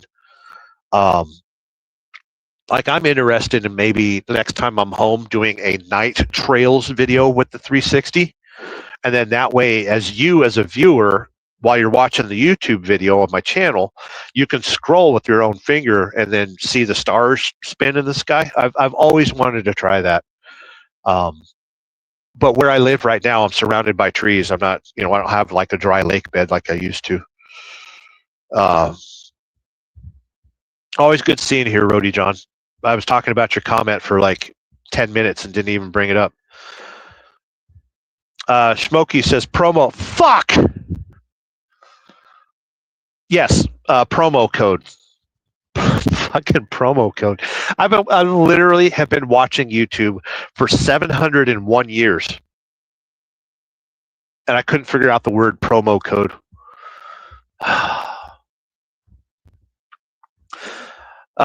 Carrie, I love doing manuals on a bicycle. I just need to get better.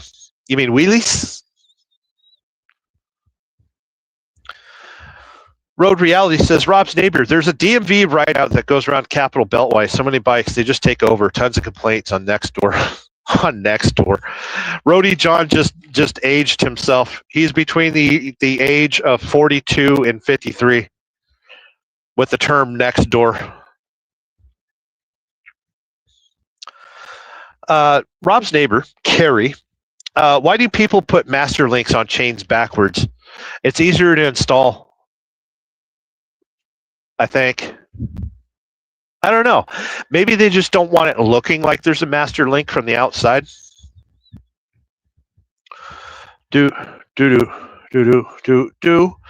Chosen Law.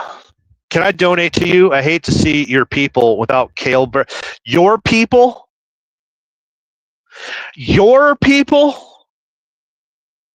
Without kale burgers and raisin soup. Kale burgers? Your people? Yes, donate. Rob on the road says, I've done inadvertent wheelies, just pulled the clutch before I went over. That's always fun to scare yourself on a motorcycle. Smokey says, wow, quote unquote, chosen. Really? Please hold for response. Yeah, that was a tough one. Talking about my people like that, that's troublesome. That was a troublesome comment. And I don't see a fucking where's your fucking super chat, dick? Smokey says, no doghouse, like 7 bolts and expandable wiring harnesses. Friggin' Daimler. Theoretically. Road Reality, my wife's Escape, a Ford Escape. Step 1 was remove the BCM body control module. Listen, if you want to piss somebody off, unplug the BCM. That's the best kill switch money can buy. No thanks. I'll figure out something else. Yeah. Remove the BCM. Cars love it when you disconnect computers that have been connected by a worker in Mexico or Canada. Shout out to Ford. They love. Oh, and when you unplug it, spit in it like blow on it like a Nintendo cartridge, and then plug it back in. Cars love that. Tyke Truckin says, I watched Little Rascals, the Hair Bear Bunch. The fucking Hair Bear Bunch. Motherfucker. Holy shit. Tyke Trucking's like 10 years older than I am. The Hair Bear Bunch? Dude. That's fucking awesome. I haven't heard that cartoon in years. The Flintstones and Scooby-Doo. Yeah, Hanna-Barbera, the fucking Hair Bear Bunch. Wow. Hanna-Barbera was big in Europe. So it doesn't surprise me with that list of... Did you get Hong Kong Phooey too? Or Grape Ape? The Hair Bear Bunch. That made my fucking day. I was sitting here like a moody cunt on a goddamn live stream, and that cheered me up. It cheered me up so much that I'm going to have to hit the Jake break. And Scooby-Doo, that's Hanna-Barbera cartoons. We had another cartoon, Inspector Gadget and Heathcliff. But that wasn't, I don't think that was Hanna-Barbera. That was a different company. Little Rascals, I don't remember. I remember the original Little Rascals, but I don't remember it being a cartoon. And Top Cat. Fuck. Top Cat. Wow. Dude, you're bringing me back to the 80s. Rob's neighbor, I pulled a lot of pink mice families out of cabins air filters over the years. Yeah, there's something about the cabin air filter area on a car, because mice smell whatever in your car. If you leave McDonald's wrappers in your cars and stuff like that, the mice are following the smell. And the most direct way into the interior of your car, other than the vents behind the rear bumper that on the back of your car that vent the air out, is through the cabin air filter. Freaking rodents. Friggin' rodentia. Rob on the road. Tyke Truckin', when we were kids, went to Saturday matinee at the cinema to watch old Lone Rangers reruns because we didn't all have TV. In Britain, you have to have a TV license to even have TV. Good times. Road Reality, I'm going to have to retract your statement. How dare you speak of Insta in the same sentence as GoPro? Did you know you can drag the Max 2 footage into a Insta 360 studio and reframe it there? I'm working on a video showing you how to do that for Creator Reality. Yes, and I think you had mentioned that, which is why I understand it, because I listen to every word you have ever said on the internet. I'm stalking you, John. But we don't speak of Insta 360 on this channel. So I'm going to have to remove your comment. Anything that you can do to make your workload easier, go for it. Like I have struggled so much in video editing over the years, and it's nice to find new ways of doing things. And that's the whole reason to have community here, is to find out, cool ways of doing stuff, different ways of doing stuff, But I was trying to say earlier, I've got a lot of motorcycle friends that are asking me, what's a good setup for friggin' recording my rides and stuff? And I'm going to tell you right now, get yourself a 360, get yourself a good Cardo. I don't like Sena anymore, and Bluetooth to your camera. And you're done. You don't need Rode microphones. You don't need DJI. Well, DJI makes some great I hate to admit to it. They make some great microphones. I don't like the sound quality though, because it muffles the sound of the motorcycle. A good way to fix that is have one microphone in your helmet, the other one either in your tail pack or back of your shirt. Kerry says a manual on bicycle is a wheelie without pedaling. Really? I've probably only done that once in my BMX career, and then I got fat. Smokey says Hair Bear, but I know, fucking blew my mind too. And Tyke mentioned it from the UK. When was the last time you heard of the Hair Bear Bunch? Chosen Law says, I'll donate when your hair grows back on your head. No, you said you were going to donate anyway. You are banished from the channel. Smokey says, oh, cool. Chosen is still here. Not for long. Please hold for the reaction. I will tell you what my reaction is. It is a red light of dissatisfaction. Actually, I got one angry eye thanks to the Chosen. There you go. Look, I'm Terminator. Smokey says T-minus 15 minutes until 4:20 on the East Coast. So I'm only 5 minutes behind. Weird. I'm usually an hour behind. That's crazy. Listen, I will let you. You can have your 4:20 right now. I approve of it. Please continue to hold for interaction. Yes. You're up soon. Yeah, everyone loves it when I fucking when I lay into a troll. I love my trolls. Insta360 is my best investment. Just wish it lasted longer. Go 3. I'll have to look that one up.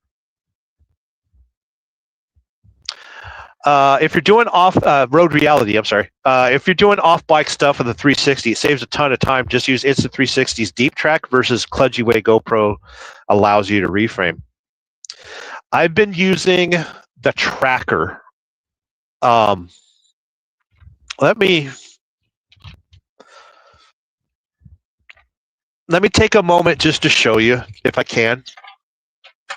John, if you're still watching, and I know I'm far behind in the comments.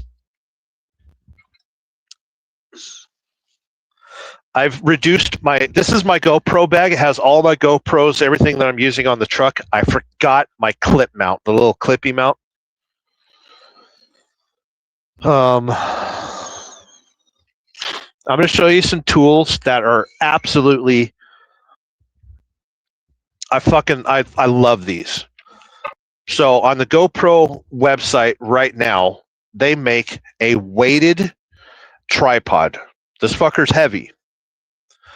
And, it's set up for your 360s already, so it's got the little thing. You can also, loosen that and bend it over for a sideways view, right?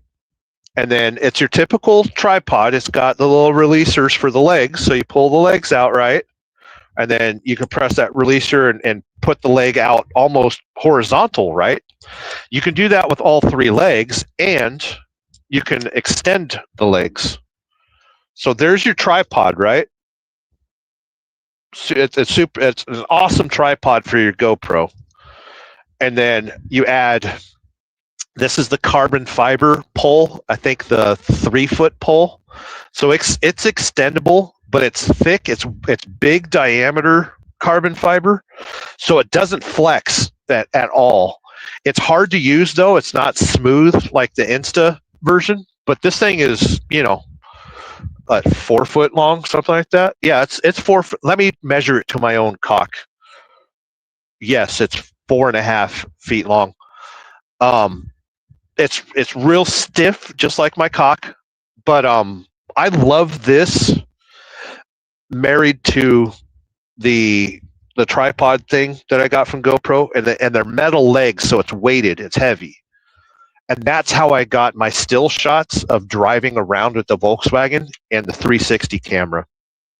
So that's my favorite tool in the arsenal when I need a second cameraman. And that's what that 360 camera has become. I also bought the carbon fiber poles, the extenders, so I can extend in addition to the carbon fiber pole. That has been my favorite purchase in the last 6 months. You know, I don't have to advise John on anything, but I just wanted to show that off.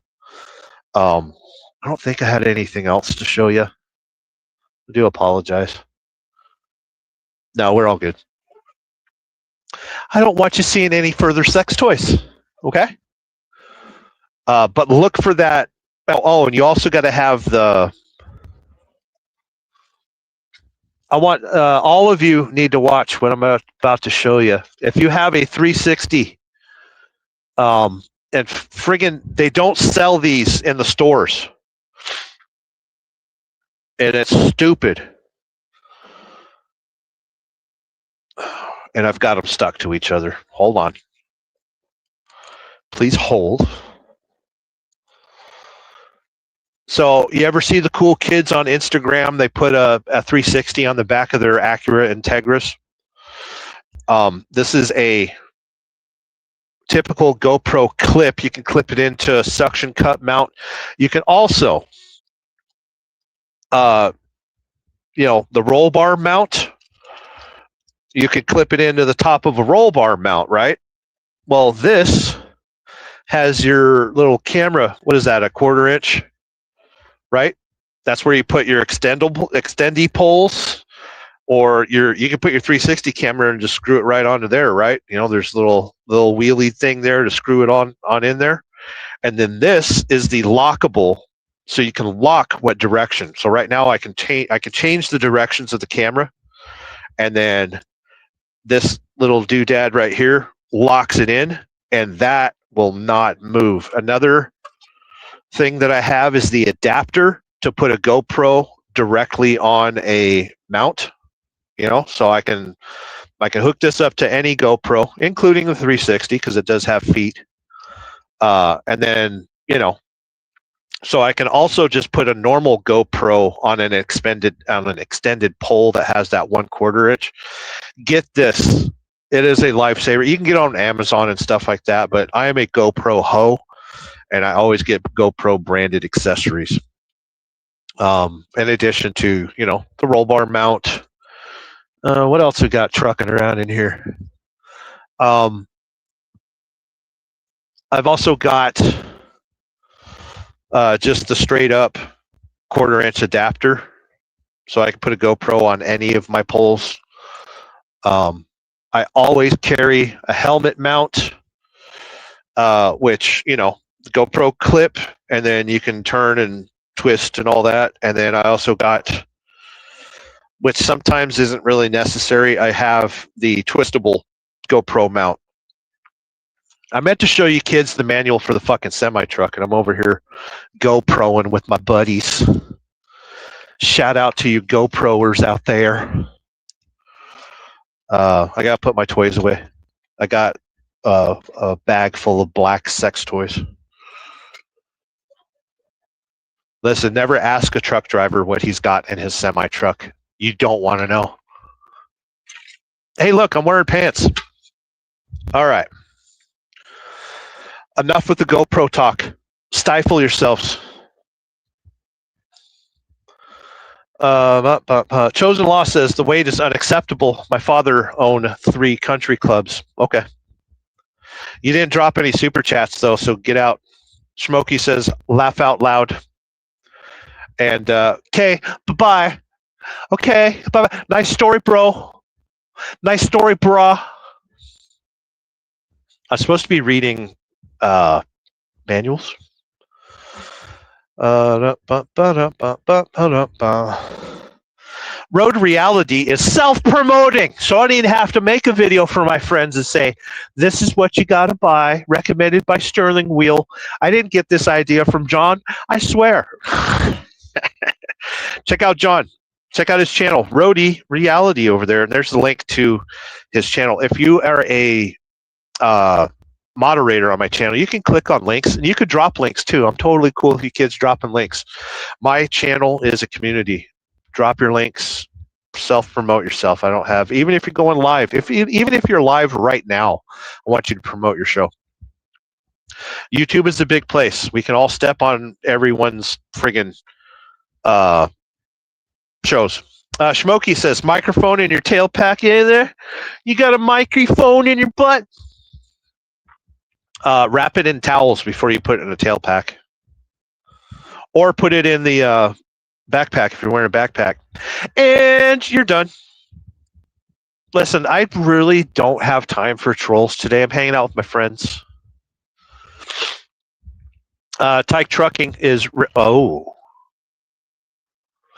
He's talking about a movie that was filmed in Astoria, Oregon, okay, called Short Circuit. Damn you, Tyke. You between... I might have to watch Short Circuit twice, both movies twice, and find the Hair Bears. No, what was it? Not Hair Bears. The Hair Bear. What's the fucking name of the car? Don't you hate it when you learn something and you fall in love with it and then you forget about it 17 minutes later? I'm supposed to be reading manuals. Number 5 is alive. Yes. Johnny 5. Schmokey says, Go 3 is the little thumb-sized POV camera. I fucking love those things. God damn you, GoPro. I love those little cameras. I cannot stand the form factor, the gigantic GoPro cameras that they make nowadays. They do make something just called a straight-up Hero, which is supposed to be the size of the 7, I believe. That would be a purchase in the future. If one of my Hero 11s dies, I've got 2 right now. If one of them dies, it's getting replaced by a Hero. Schmokey is saying you're actually doing great for, well, you. Yeah, I'm not too far behind in the comments this time. It's weird. It's because we're sponsored by Mountain Dew, Baja friggin' Blast. It's Cabo Circus. Oh God. Contains 0% juice. Mr. Rudolph Hilter will be very happy with that. He was not a fan of the juice. Schmokey is laughing out loud. I do tend to say funny things. Straight Jacket is in the house saying, "Sup, dog? My friend from Pakistan, Phoenix, Arizona. Just north of Phoenix, Arizona is Baghdad, by the way. I hope you enjoyed your time in Baghdad." Schmokey says, "Nice fancy tripod. Looks for Amazon version." Oh, sick burn. But you use the promo code #SterlingWheel69. Schmokey saying hi to Straight Jacket, who is part of the Insane Wheels family. Schmokey says 10 feet. Wow. Straight Jacket saying hi to Schmokey. Schmokey says, I just tell Tina to hold the camera. Schmokey has an animatronic deer that he bought from Insta. It's the Insta deer. And it's good for filming. Tyke Trucking says, if you had 4.5-foot cock, you'd step on your own bell end. Yeah, you're right. You're right. I've got a 32-inch inseam, and 4 foot would serve me. Well, it'd serve me in better ways than walking. But yeah, I'd have to be careful. I'd have to walk on my hands. Roadie reality. So that's a slick setup. Weighted is the way to go. None of mine are. I have a couple 4 to 5 to 6 foot regular tripods I can use though. Yeah, I like that one because I can keep it in a small bag. If it's windy, I'm not gonna fucking use it. But it's nice for my 360 because I like my camera about 3 feet from the ground, which gave a pretty good perspective of the Volkswagen when I was driving circles around it. But yeah, Smokey says, not available in stores. Order now. Chosen Law says, thank gosh this guy isn't a professor. One class would be 8 hours long. We don't say gosh around here. You say, thank God, motherfucker. Do, do, do, do, do. Tyke Trucking. It's a foot or less for a reason. Yeah, you can only have a 3-foot cock. If you have a 4-foot cock, you are unemployable. Smokey says, I thought you were leaving. Chosen. It's you've chosen to be here. It's all engagement. Sometimes I like the trolls in here, other times I don't. They're fun. Smokey is smoking. Rody says, yeah, I've got some Insta 360 poles and the Sky. What the fuck is that? JFF adapter? Good times. Good times. I've always been a huge fan of GoPro accessories. I've never bought an accessory from a different brand. I'm a whore like that. Rody says, God, Jet, y'all have a great rest of your Saturday. Good seeing you here, John. You left that comment 5 minutes ago or so. Peace, Rody John from Smoke Shop. Valued channel member, by the way. Smokey says, see ya, Rody John. Smokey says, I'm here for 3 more minutes. And thanking you very much. Always good seeing here, Smokey. Thanks for, oh my goodness gracious. It is 6:20, 4:20, 16:20.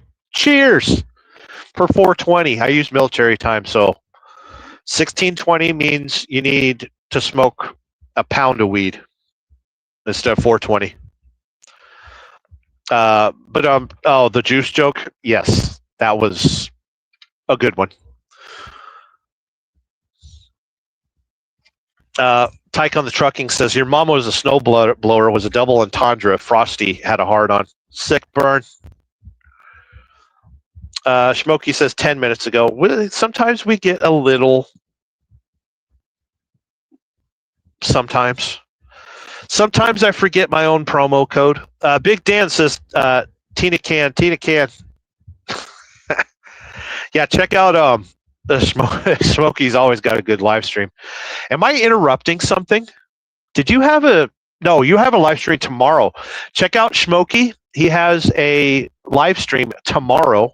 It's a high noon Sunday Smoke Chess with Smoke Shop. Always check him out.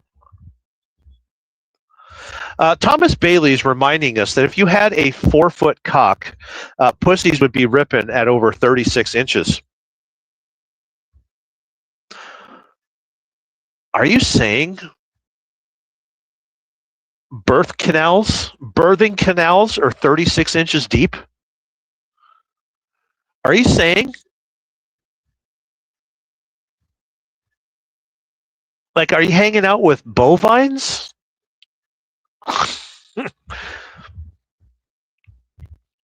Smokey says, ripping lips, sick bird. Big Dan says, Tina Cam, Google bot spell check, been kicking my ass today. Well, that, you've been out there hucking friggin', what were you doing? Collecting firewood? Were you baling hay?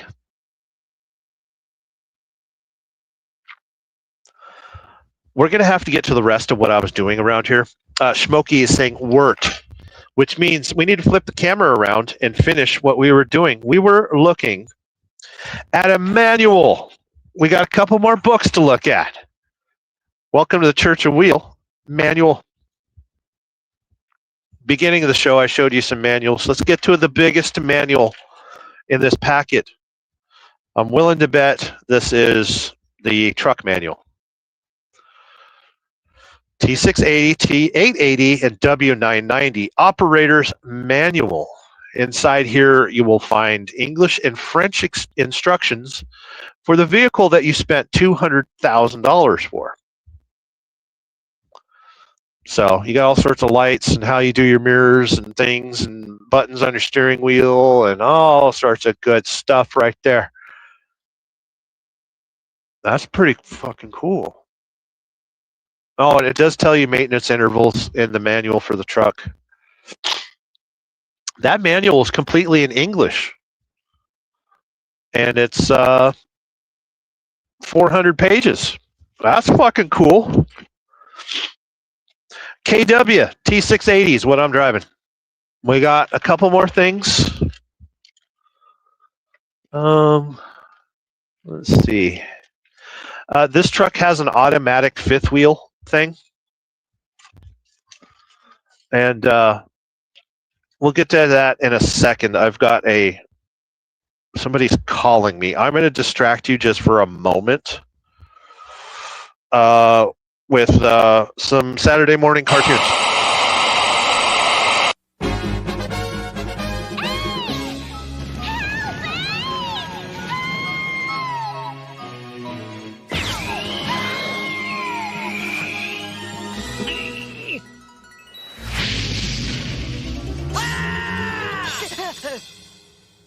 Phew.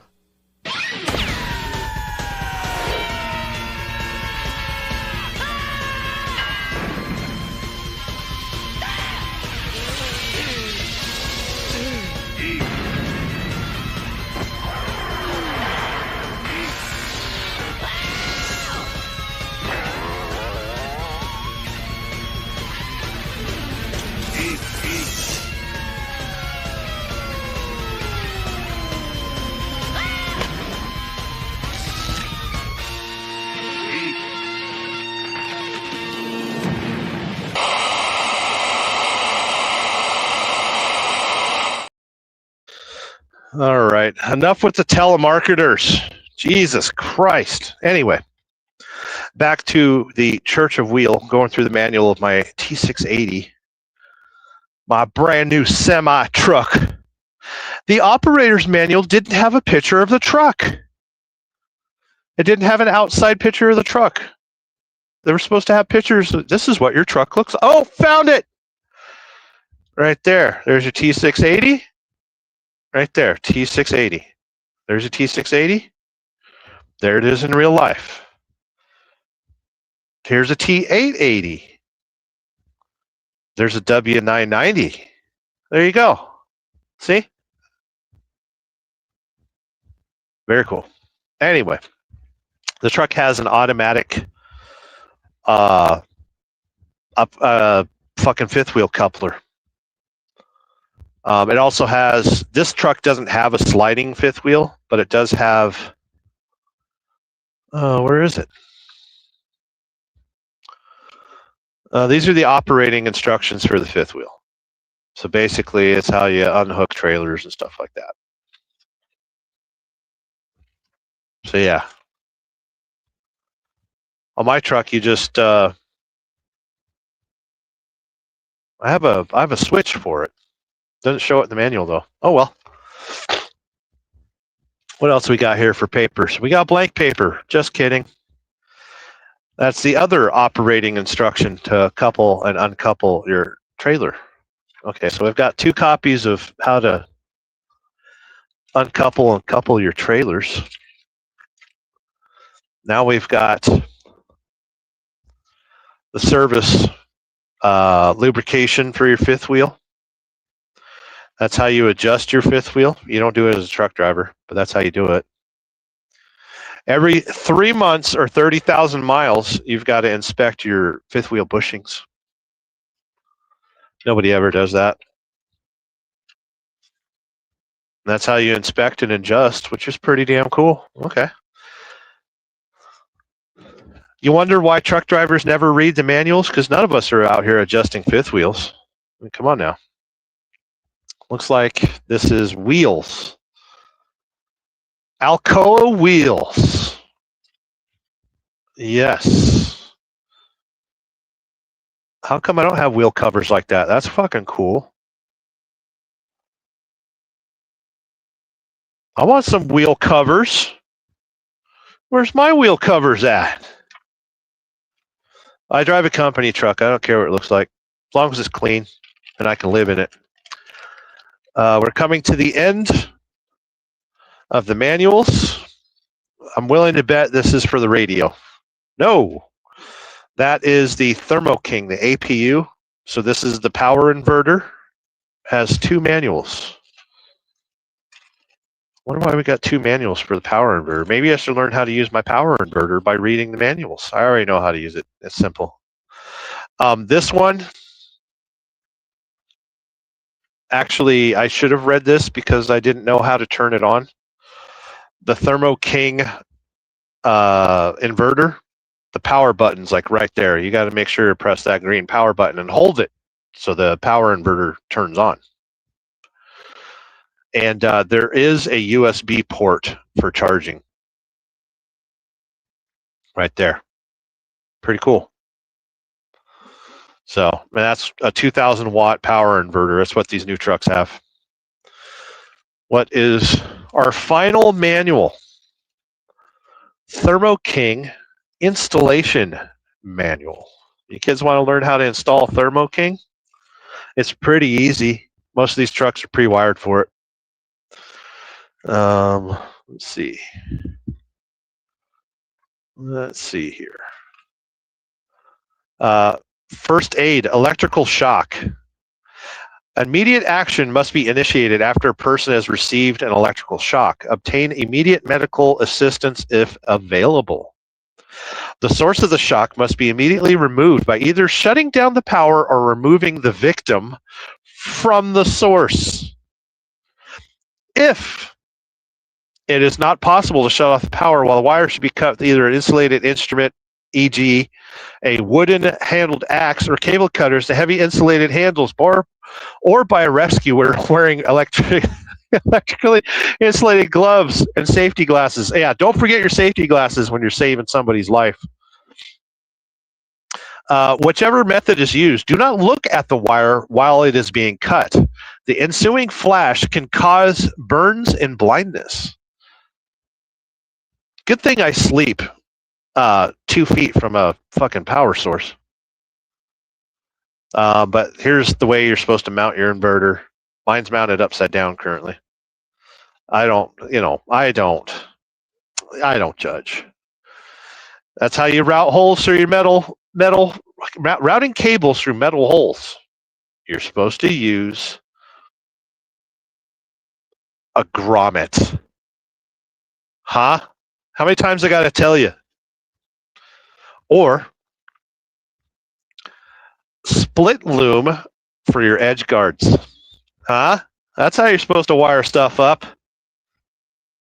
But yeah, on an inverter, there's an AC side, alternating current, and a DC side, which is your direct current. This is where all your battery terminals and stuff hook up to, and then this is where you plug in your microwaves and televisions, refrigerators, your mixing utensils, and everything that came in the box. That's pretty much it. That does have a GFCI. So if you look at the outlet itself has a ground fault interrupter. You see how it says test and reset.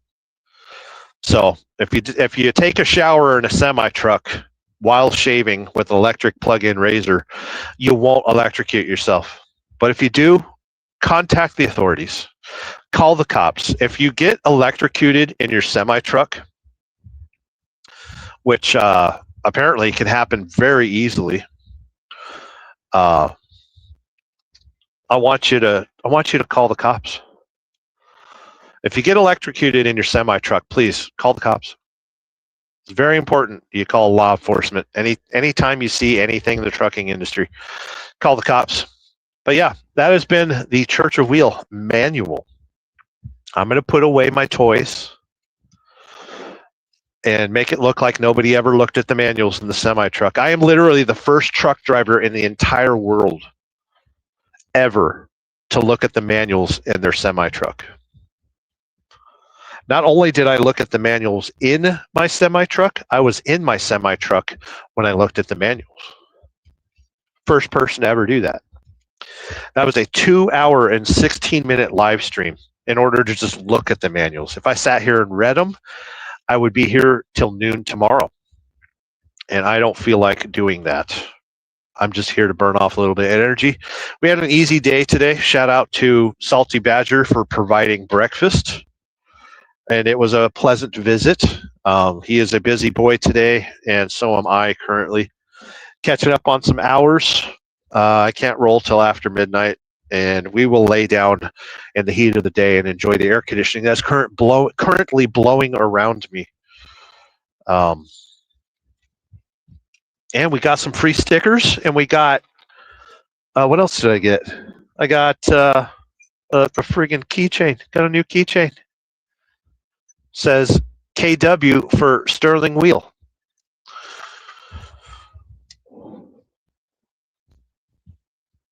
Let's see if I can put, if I could put all my presents back in their wrappers.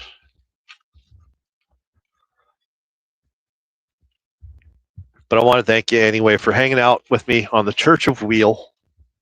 We'll get through the rest of the comments here. And I will acknowledge your existence. Could you do that, Sterling? Yes. I want to thank you for existing, every single one of you, especially the trolls.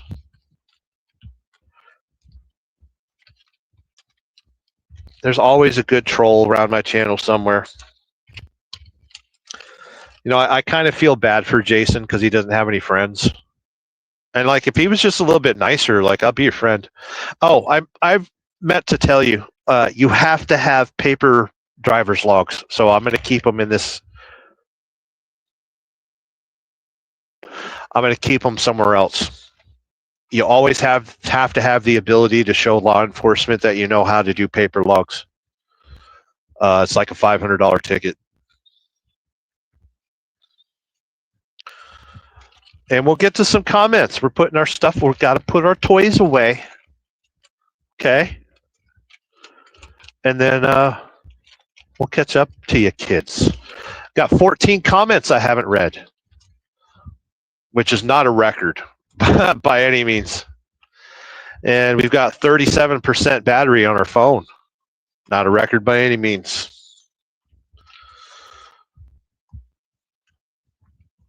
But I want to thank you for at least hanging out with me. I'm going to distract you for a second because I don't want you to see whether or not I'm wearing pants. Mother Hubbard, yeah! Boston, make some Mother Hubbard noise! Yeah! It's the one and only D.R.E. Dr. Dre, love Boston. You know I'm mobbing with the D.O.G. Straight off them killer streets of CPT. King of the beach, you ride to him in your fleet.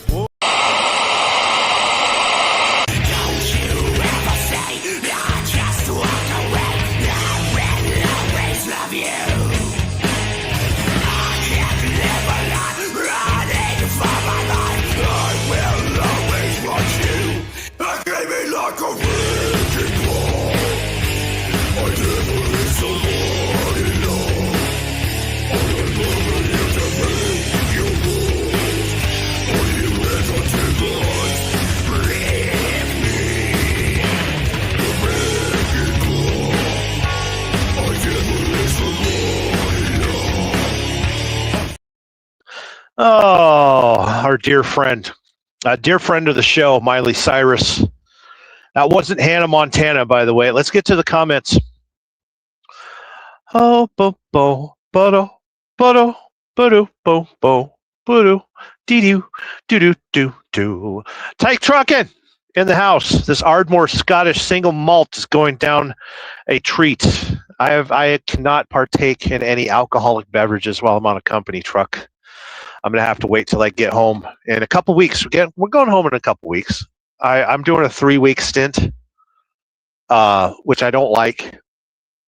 And there will be news on the channel in the near future. But yeah, a couple more weeks, and I'll be home. And I will enjoy. I'll tip a drink with you, my friend. Bull of the Woods says, "What's up?" Always good seeing here our favorite Sasquatch. By the way, do you have a Jake Brake sticker? You don't. There's no way you have a Jake Brake sticker. Only I do. And remember, Truckers Against Trafficking. We're going to put that in one of my windows here in a little bit. TJ, Bull of the Woods. Hope you're doing well, my friend. Thomas Bailey is reminding us the female vaginas would be full of man meat for sure, especially if it also has girth. We were talking about my 4-foot cock a little earlier in the show. Thomas Bailey say, that's amazing. So Kenworth is made in America? I hate to break it to you. I don't think it's built in America. It's built in Northern America. Does that count? Let me verify for you, Thomas, because it does bother me a bit. Let's see here. I got papers in the glove box. He's got papers in his glove box. He's got papers in his glove box. He's not currently on his own live stream because he's got papers in his glove box. And I've got wiring diagrams. I like wiring diagrams. I can do all sorts of things in wiring diagrams. I over here with my friggin' wiring diagrams. I had a lot of fun with a wiring diagram. I got all sorts of wiring diagrams. He's got high hopes. Thomas Bailey, I can't give you a straight answer of where the fuck this truck was produced. I want to say it was produced south of the North Pole and north of the South Pole. Not exactly which hemisphere, but the motor was built in New York. It is a Cummins motor. It was built in New York. Big Dan would know the facility very well. But I can't give you a straight answer on whether or not it was produced in in actual America, the United States of America. I honestly don't remember where PACCAR facility. There's a PACCAR facility in Portland, Oregon. There might be one in Missouri or something. No. North Carolina, South Carolina. I'll have to look that one up. I have to look that one up. Tyke Trucking is reminding us in Britain that he says that Bull of Wood says Wazar. TJ Bull of Wood, it's Wazar. That's funny. Thomas Bailey says those damn telemarkers drive me nuts from Mumbai and New Delhi. Yeah, I got one from Old Delhi though. I could tell by the smell. Nobody likes Old Delhi. Thomas Bailey says unconscious coupling or coupling unconscious. You have to be conscientious of your coupling. Tyke Trucking reminding us, if the nuts are still there, the fifth wheel won't fall off. That's right. Unless it has sheave pins. Thomas Bailey's Kenworth similar to Peterbilt. They are both under the brand PACCAR, and yes, they are very similar. So this truck is a Kenworth T680, which would be a Peterbilt 579. They say they share the same cab and architecture. The only difference is minor. Thomas Bailey is saying, I had a cardio version electric shock to my heart. Good times. You got the paddles? Did they say clear? Or is that some weird kink that you have? Listen, don't use the paddles in the bedroom. If you do, listen, I'm directing you. There is a DNR in the bedroom. Do not use paddles in the bedroom.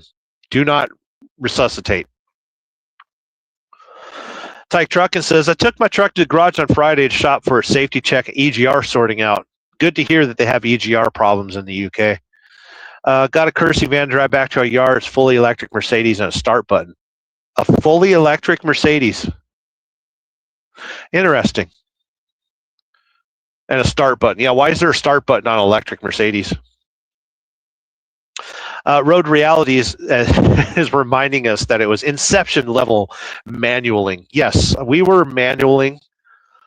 We were digitally manipulating manuals with our fingers. I was digitally manipulating the manuals. I feel like I'm on the border of a sexual harassment lawsuit. Thomas Bailey says ground fault interrupter will shut power off in 1/8 of a second. Well, it takes a full second to stop your heart, right? So that's kind of nice, right? I don't know. I've never been shocked to that extreme. I know people have been struck by lightning, although not a direct hit. You know, I don't know. You ever talk to somebody that's been hit by lightning? They're like, "Yeah, I got hit by lightning, man." It's like you think the kind of lightning that you see on a Ring camera that just explodes an oak tree and there's splinters for friggin' a quarter mile in each direction.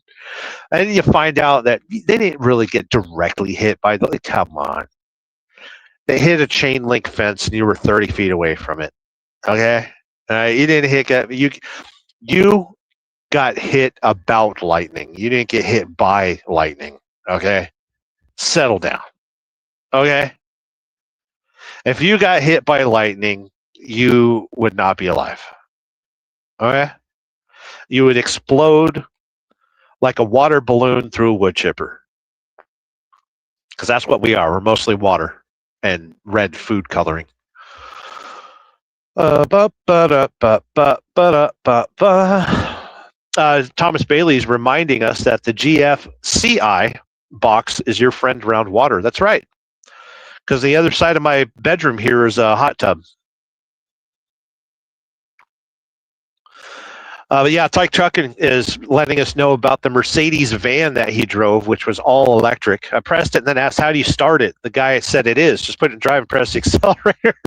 You can't say gas pedal on electric. I've never driven anything electric. They're fun. I test drove the Teslas when they first came out a couple of years ago. I actually test drove a Tesla Semi.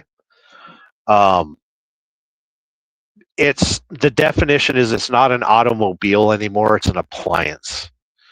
But it is weird to press the gas pedal in an electric. But people call the throttle on a semi truck a gas pedal too. There's all sorts of different ways to call things. And the pedal's not connected to the motor anyway. If you press the quote unquote throttle or quote unquote gas pedal, it's connected to a friggin' rheostat that's connected to a computer. The computer decides how much throttle the motor gets. So there's no mechanical connection. That's why I like that Volkswagen so much, because there is literally a throttle cable straight to that carburetor. And you feel it. There's a definite connection. And that's been lost to society. There's no direct connecting to anybody anymore. It's all digital.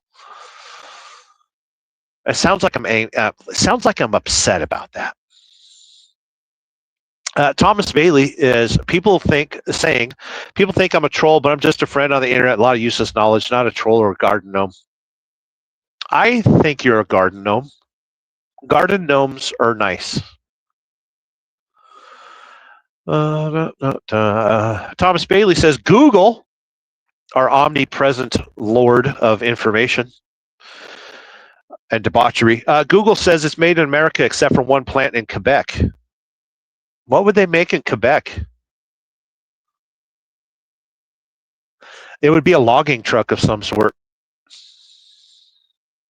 That's what I would think. Every once in a while, a random person is driving through the parking lot and pointing at the semi-trucks. Like, I'm not nervous about it, but I should be naked. I should really, if you're looking at a semi-truck, I should be naked. You're looking into my house. You're pointing at my house. I should be cheeks spread and waving at you, blinking at you. Thomas Bailey says, Ohio and Washington. There's a PACCAR plant in Seattle? I thought it was in Portland. You're going to make me Google my own YouTube show. Thomas Bailey says, thought they always look similar. Yeah, it's part of the PACCAR group, which makes Kenworth and Peterbilt. I believe that they've got stakes in Autocar. I'm not 100% sure on that. But overseas, they're part of DAF. DAF. It's something else. I can't remember. You can't keep track of it. I can't, at least. Thomas Bailey says, no paddles. They apply a couple patches to your chest, shoot you up with propofol, and ride the light. Really? They don't have They don't go clear and zap you. I've seen the ones that they have in airports and shopping malls and stuff where you got to put it on yourself and then press the start button and it does its own thing. I'm kind of creeped out by the people looking at the semi truck. I will whip my dick out. If you're gonna look at my semi truck, you're going to see dick if you keep looking at my semi truck.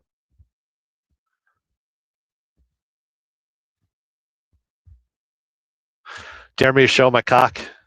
I don't have any chickens on the truck anymore. I left them at home. I'll show you some pork. You kids are not going to be able to see my cock, but I will show you my pork. We got pork rinds right there. Got pork rinds, and Lady J supplied me with some salsa. That's fucking amazing. Homemade salsa. And she grew the tomatoes. Absolutely amazing. Home cooked meals are amazing. Thomas Bailey says, I was fingered by a cute little Indian girl while the female Palestinian doctor barked her to get more. Oh, I don't want to define the rest of that sentence. Thomas Bailey says, she said, go deeper in the infidel. I wanted to see blood. Oh, Jesus. Thomas Bailey. We need to get you some better health care, my friend. Yipes. Tyke Truckin' is reminding us, if you stand on wet grass near a tree that gets struck by lightning, you can get a belt, but you haven't been struck, just shocked. Exactly. Yeah, if you get a quote-unquote bolt of lightning, you're not going to remember it. But here's the thing: is it won't hurt the entire time you're dying. You know, it'll be pretty quick. You might poop your pants just a little bit, but you won't be anywhere near your pants when it happens. So don't worry about it. Thomas Bailey says, no, that's a defibrillator for heart attacks. What's the difference between that and the... Oh, okay. That's right. Listen, if you have a heart attack around me, you're fucked. I think CPR is gay, and I don't know how to use a defibrillator. Okay? Don't depend on me for first aid. Terry, those are good at night with cold beer. Oh yeah, the pork rinds. I get the unflavored kind, because if you got the flavored kind, I don't know if you can see the ingredients there. Oh, Mr. Parker. Where's the ingredients? It says pork rinds and salt. If you get a flavored pork rind, it'll have dextrose. That's how they get the seasoning to stick to it, my friends. So just get some salsa. I like my salsa with my, I like making nachos with pork rinds, but the problem with it is they soak up really quick and get soggy. So you got to be quick about your nachos with pork rinds, and it's better than eating chips. Good seeing here, Terry. I hope you're doing well, my friend. I would tip a cold beer to you. God, a cold beer. Doesn't that sound good? That sounds so good. TJ, Bull of the Woods. Can anyone get a shot of Angel's Envy around here? Unfortunately, you're gonna have to wait till I get home. And I forgot to buy a bottle of Angel's Envy because where I live, a bottle of Angel's Envy is $95 friggin'. So I got Sailor Jerry instead, which is fine. It's just fine. But Sailor Jerry's $27. I need to go to places where alcohol is cheaper. I would love a shot of Angel's Envy. It's a weekend. Tyke Trucking is saying pork rinds are fried pigs. It's fried pig fat. Foreskins salted and crispy. Listen, there's nothing homosexual about my diet. Okay? Okay? I enjoy the carnivore life, and I will gladly eat a bag of fried dicks to keep myself out of the hospital and live a productive, fruitful life without the horrible, debilitating diseases that you get from potato chips. So I will gladly nibble upon my bag of pork dicks. It's good for you. Makes you grow up strong, become a truck driver. It makes you wonder why I have a emotional damage. Thomas Bailey. No, it's true. A Blue Cross Blue Shield PPO plan, it covers it. Do you have good insurance or bad insurance? I think all insurance is crap. We got Tube Foolery, which is a great screen name. I'm going to have to check out I hope you have a channel. If you have a heart attack, you'd be fucked. A heart attack? What's a heart attack? Is that when you get a boner for too long and you have to seek medical attention? You have to go to the doctor. You have to go to the ER and be like, hey, I took an entire bottle of Viagra trying to kill myself. And now it became too hard to kill myself. I'm sick burn. Oh, a heart attack. Terry saying hi. Hello to Rob, who is Tyke Trucking, our favorite truck driver from the land of Yorkshire. And yes, TJ Bullwoods, who is a fellow carnivore enthusiast. We use pork rinds as crust for bread, pork chops, or even fried chicken. You can also use it for meatloaf. You can also use it for meatballs.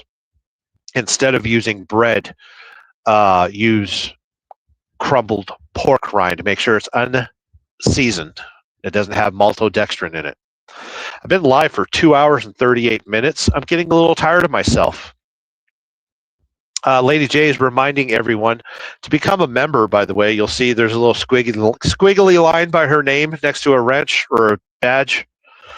That means she's a member of the channel, and members get to see me naked, aggressively naked. And they also have access to emoticons. That's what the two Volkswagen Bugs. I'm going to have to change my emoticons pretty soon. I'm getting bored with them. Thomas Bailey says, corn, maize, salt, beef tallow. It's all the ingredients for tortilla chips. I eat no Doritos type shit. Good times, but corn's bad for you. Yes, Tyke Truckin says, maize is fucking cow food, not fit for human consumption. We used to have food in America, but now we have feed. And that is the difference between a good and proper diet. Don't eat feed, eat food. Vegetables and meat. Stay away from the sugar and grains. No sugar, no grains is what I try to do, even though today I have failed miserably and had a Baja Blast Mountain Dew soda. And this morning I had bread with my breakfast. Shout out to Salty Badger for purchasing a breakfast and a couple cups of coffee. Caffeine's starting to wear off, and so is my ability to do a live show.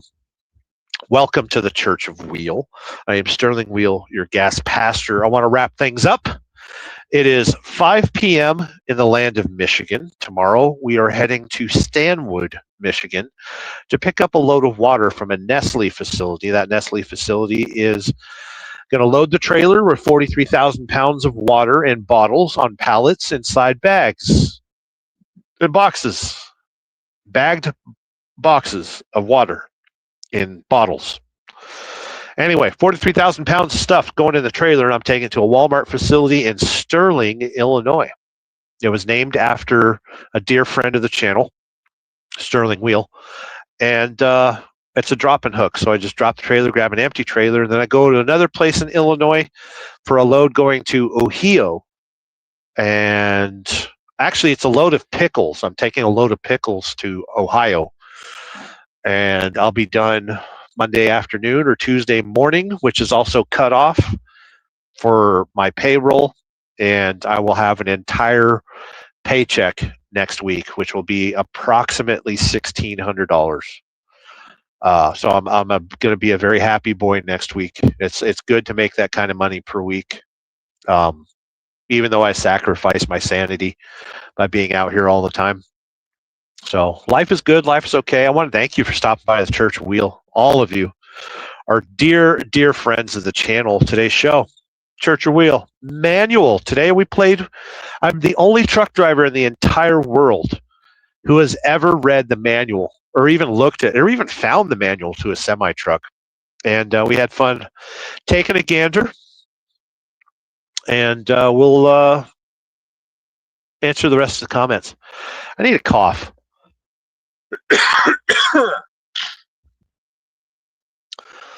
Thomas Bailey, very good insurance. He's got very good insurance. $14.09 a month, but low co-pays, prescription plan coverage. Obamacare effed up everyone's insurance. Yes, it did. Yes, it did. Yeah, politics ruins everything, my friends. It really does. Tyke Truckin's reminding us that's why Mr. Kellogg's had to add vitamins. Yeah, because you don't get vitamins from eating corn and flour. You know, he had to add those vitamins. And here in the States, Flintstones vitamins were really popular. I don't know if you had them over there in the UK. Thomas Bailey's reminding us that sugar is the devil, causes inflammation throughout the body. Corn syrup is even worse. I know this for a fact, and I see it in my own body. I tend to get very, I'll blame it on allergies. I'll get very sneezy and coughy and runny, and sometimes you'll hear that my nose is stuffed when I'm on a live stream, and that is evidence that I have partaken in sugar. I get inflamed very quickly. And it sucks. It sucks. I wish there were more places where I could just partake in the carnivore diet and not be punished for it. You know, you go to a restaurant and order a steak, you ain't walking out for less than $35 to $40. And that's tough, especially when, you know, the average wage in America is what, 24 an hour or something like that. If even that.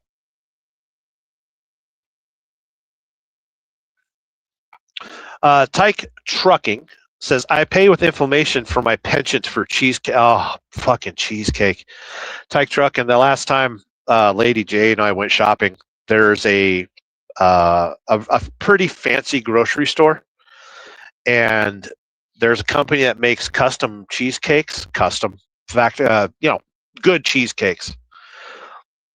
They had a fucking pistachio cheesecake.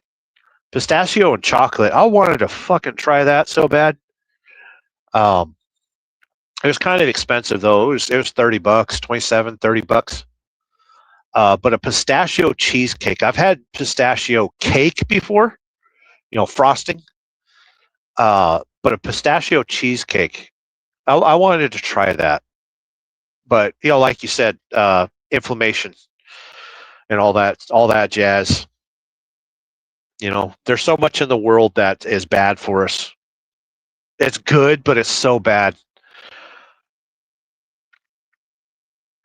But here comes Speed Racer Church of Wheel.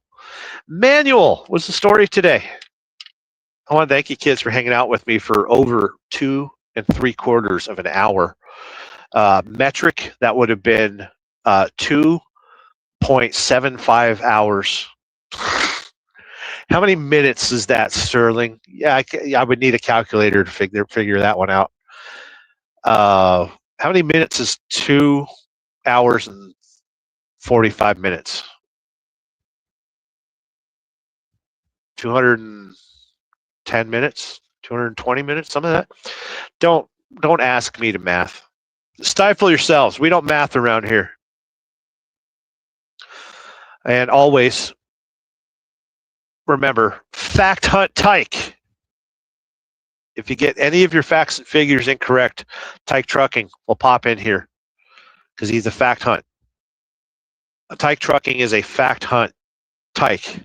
Rob on the Road is a fact hunt Tyke. Always good seeing here. Always good to see you kids. Thomas Bailey says, I used to eat Flintstones vitamins like candy as a kid. Loved them damn things. It made me grow up strong until I got the COVID-19 Moderna vaccine. Killed me a blood clot. Oh, listen. Dr. Fauci is an innocent man.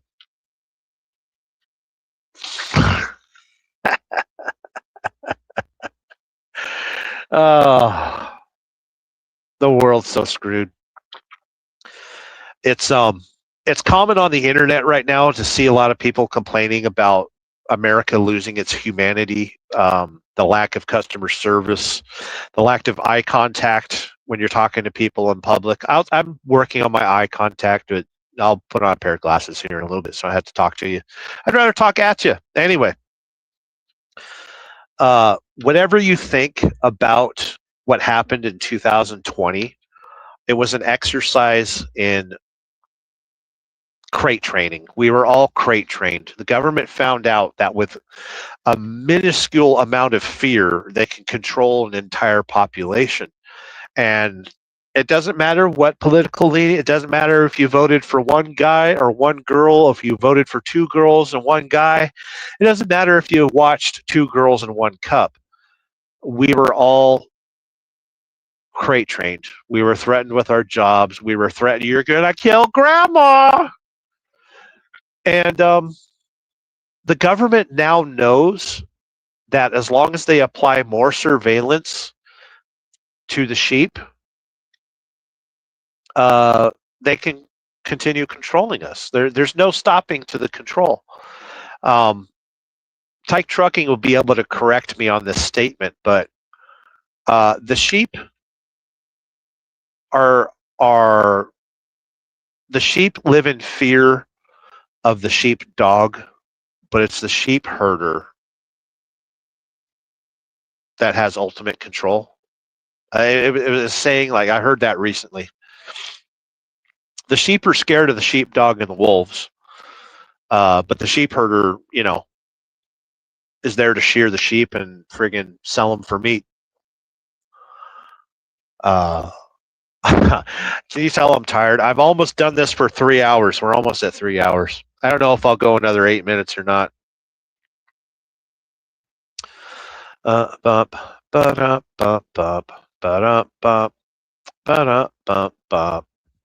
Bailey says it's of the heart.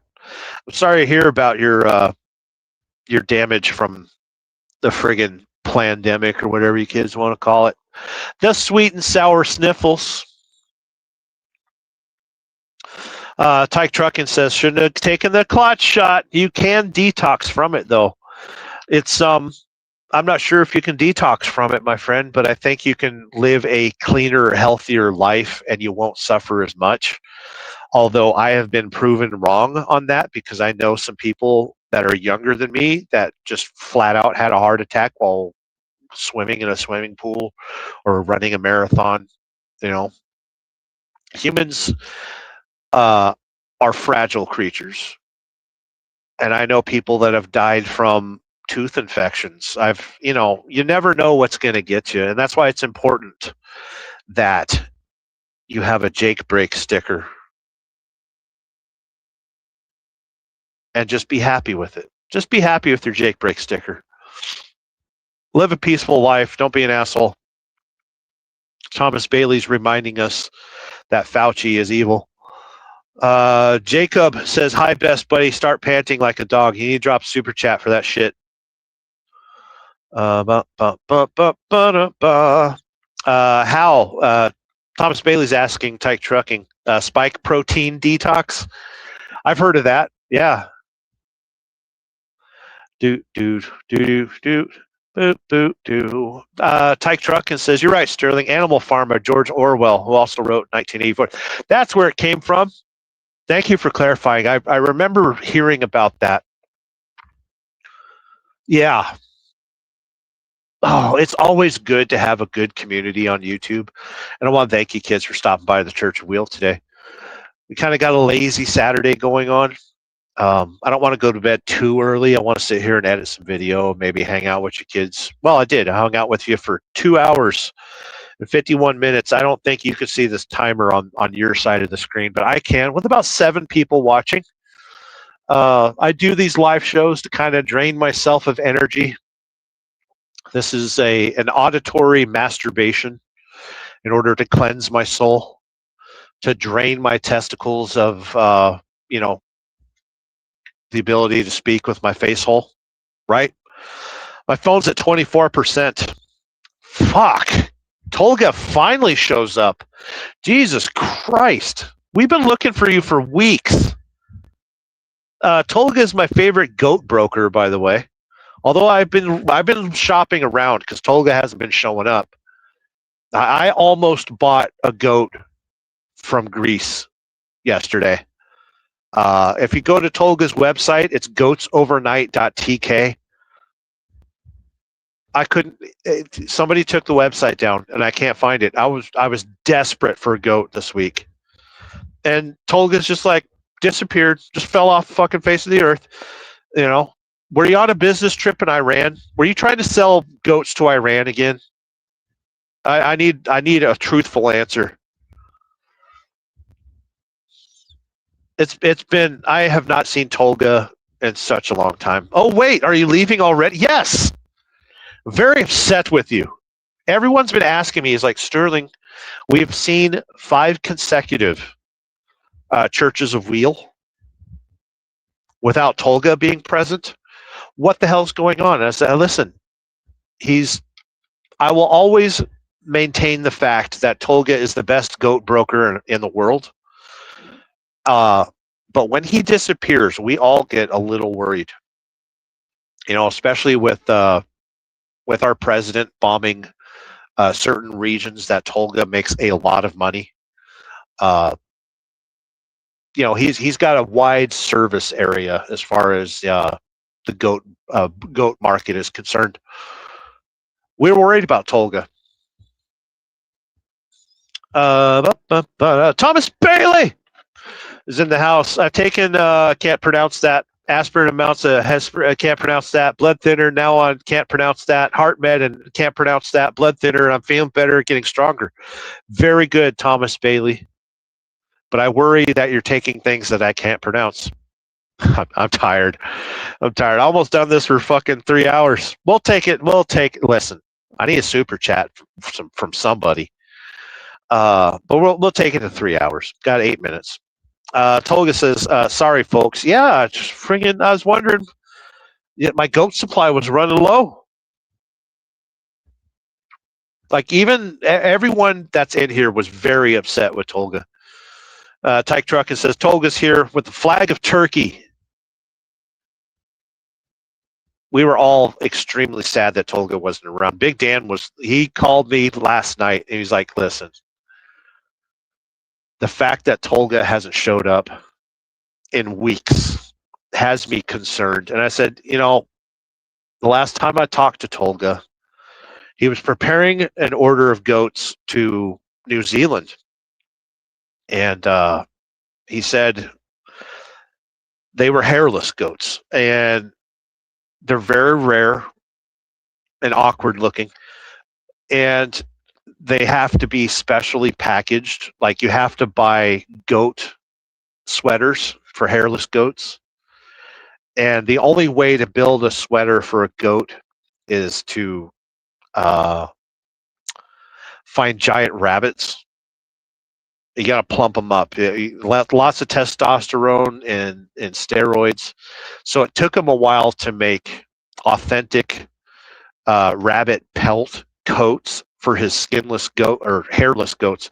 Ooh, you don't want a skinless goat, especially one that's alive. Very messy. But Big Dan and I Big Dan was very concerned that Tolga wasn't showing up in the live streams. We were all very worried, and his website quit working. Goatsovernight.tk. Tolga saying hi to Mr. Robert. That's Tyke Truckin. And he's saying hi to Big Dan. We got 4 minutes left in the show. Tolga, I see as well, Thomas Bailey. We were all starting to get concerned. Being a goat broker is tough business. We all understand. But you dropping off the face of the earth made everybody uncomfortable. Thomas Bailey says, Tolga, where you been? Tolga Sterling needed a throat goat. I needed a goat with no teeth. I like my toothless goats. My service goats all don't have teeth. They don't live very long, though, because they're hard to feed. But I refuse to use toilet paper, and having a toothless goat is a luxury I cannot. I cannot give myself enough credit for discovering toothless goats, service goat. So I can bring them anywhere. I can bring them on an airplane. But thanks to my toothless service goat that Tolga provided, I don't have. It's like a human. It's like an animal bidet. A good, friendly goat tongue, and you never have to use toilet paper ever again. The only problem is the goats are allergic to peanut butter, so the personal favors that I've hired that goat for ends strictly at toilet paper duties. Tolga saying Iran has their own supplies, mostly rubbish though, but it's all right. I was wondering what the goats are like in Iran. You know, Iran's so far away. Tolga says at Thomas Bailey, I'm all good, no worry. No, we were very worried. We were very worried. We were all watching the stock market, wondering about the price of goats, and we did see a dip in the markets, and we were worried about you. They quit selling goats on Amazon, and we're like, where the fuck's Tolga? We need Tolga's proficiency in goat location. Thomas Bailey says hi to Tolga. Tolga says, see you too, big bruv. Yeah, we're going to be, 1 minute and 30 seconds from, got some dude standing outside my door. Listen, if you want to watch the Church of Wheel, go to YouTube. But don't stand outside my door and watch me while I live stream. That's fucking rude, asshole. Tolga saying hi, or saying bye to a big bruv. Who's the big bruv around here? Endless Breadsticks. Shout out to Jason Rules. I ran so far away. Lonely Island's a great jam, Tolga. Extremely good song. Tolga laughing out loud. Big Dan said, had to buy $130 a bag of milk replacer for an orphan calf. I was going to buy a goat from Tolga for nursing purposes. Yeah, Tolga does have dairy goats. Probably the best in the world. We're almost to the end of the show. I do see a super chat, by the way. Fucking like super chat for protein, but not dick. Interesting. I will punish you at the end of the show for that comment. All super chats get punished. Big Dan says, bag. I know what you're trying to say. I grew up in Southern California. I am proficient in broken English. Tolga, you know the keywords, Big Dan. Thomas Bailey says, Tolga, if you can't stay long, as long as you stay, you can't know you're a busy goat shipper. That's right. He's the busiest goat shipper in the world. Well, he's a goat broker. He doesn't ship them. That's where I come in.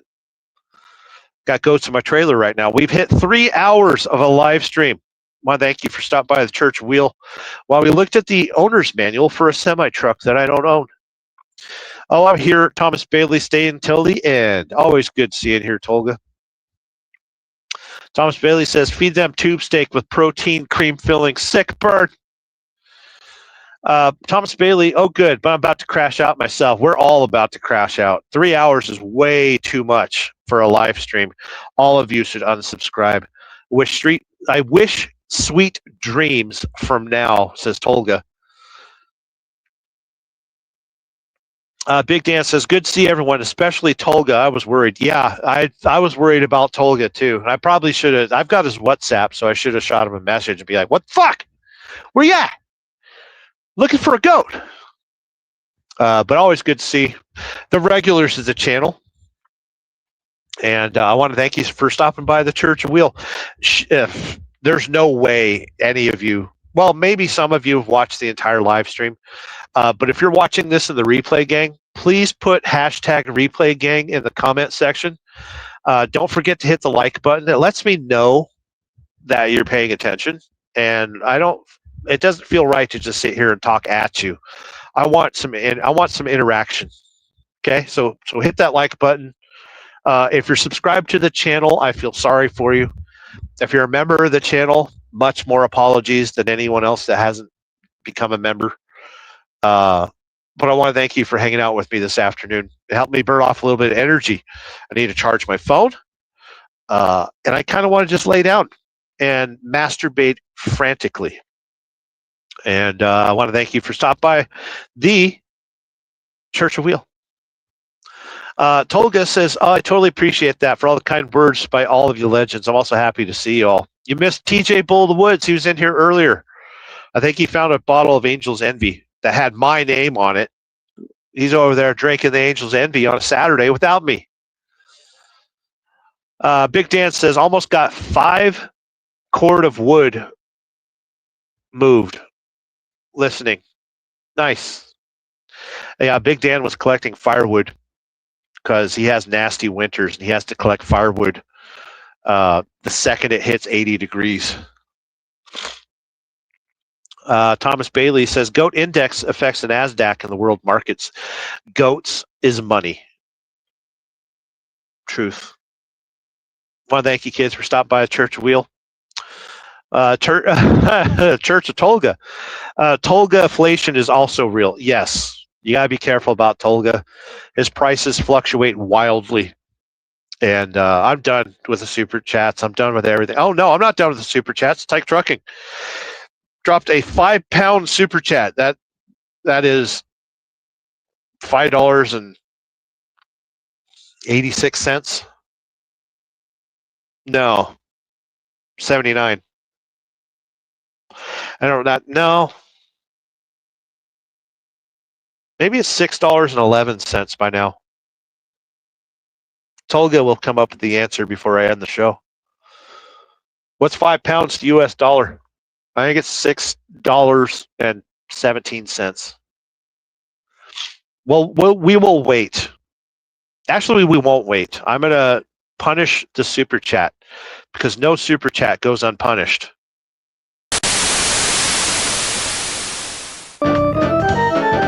We need to exercise our speech muscles in order to help them work their best. Since this is the era of exercise tapes, let's get ready for some aerobic fun with our lips and tongue.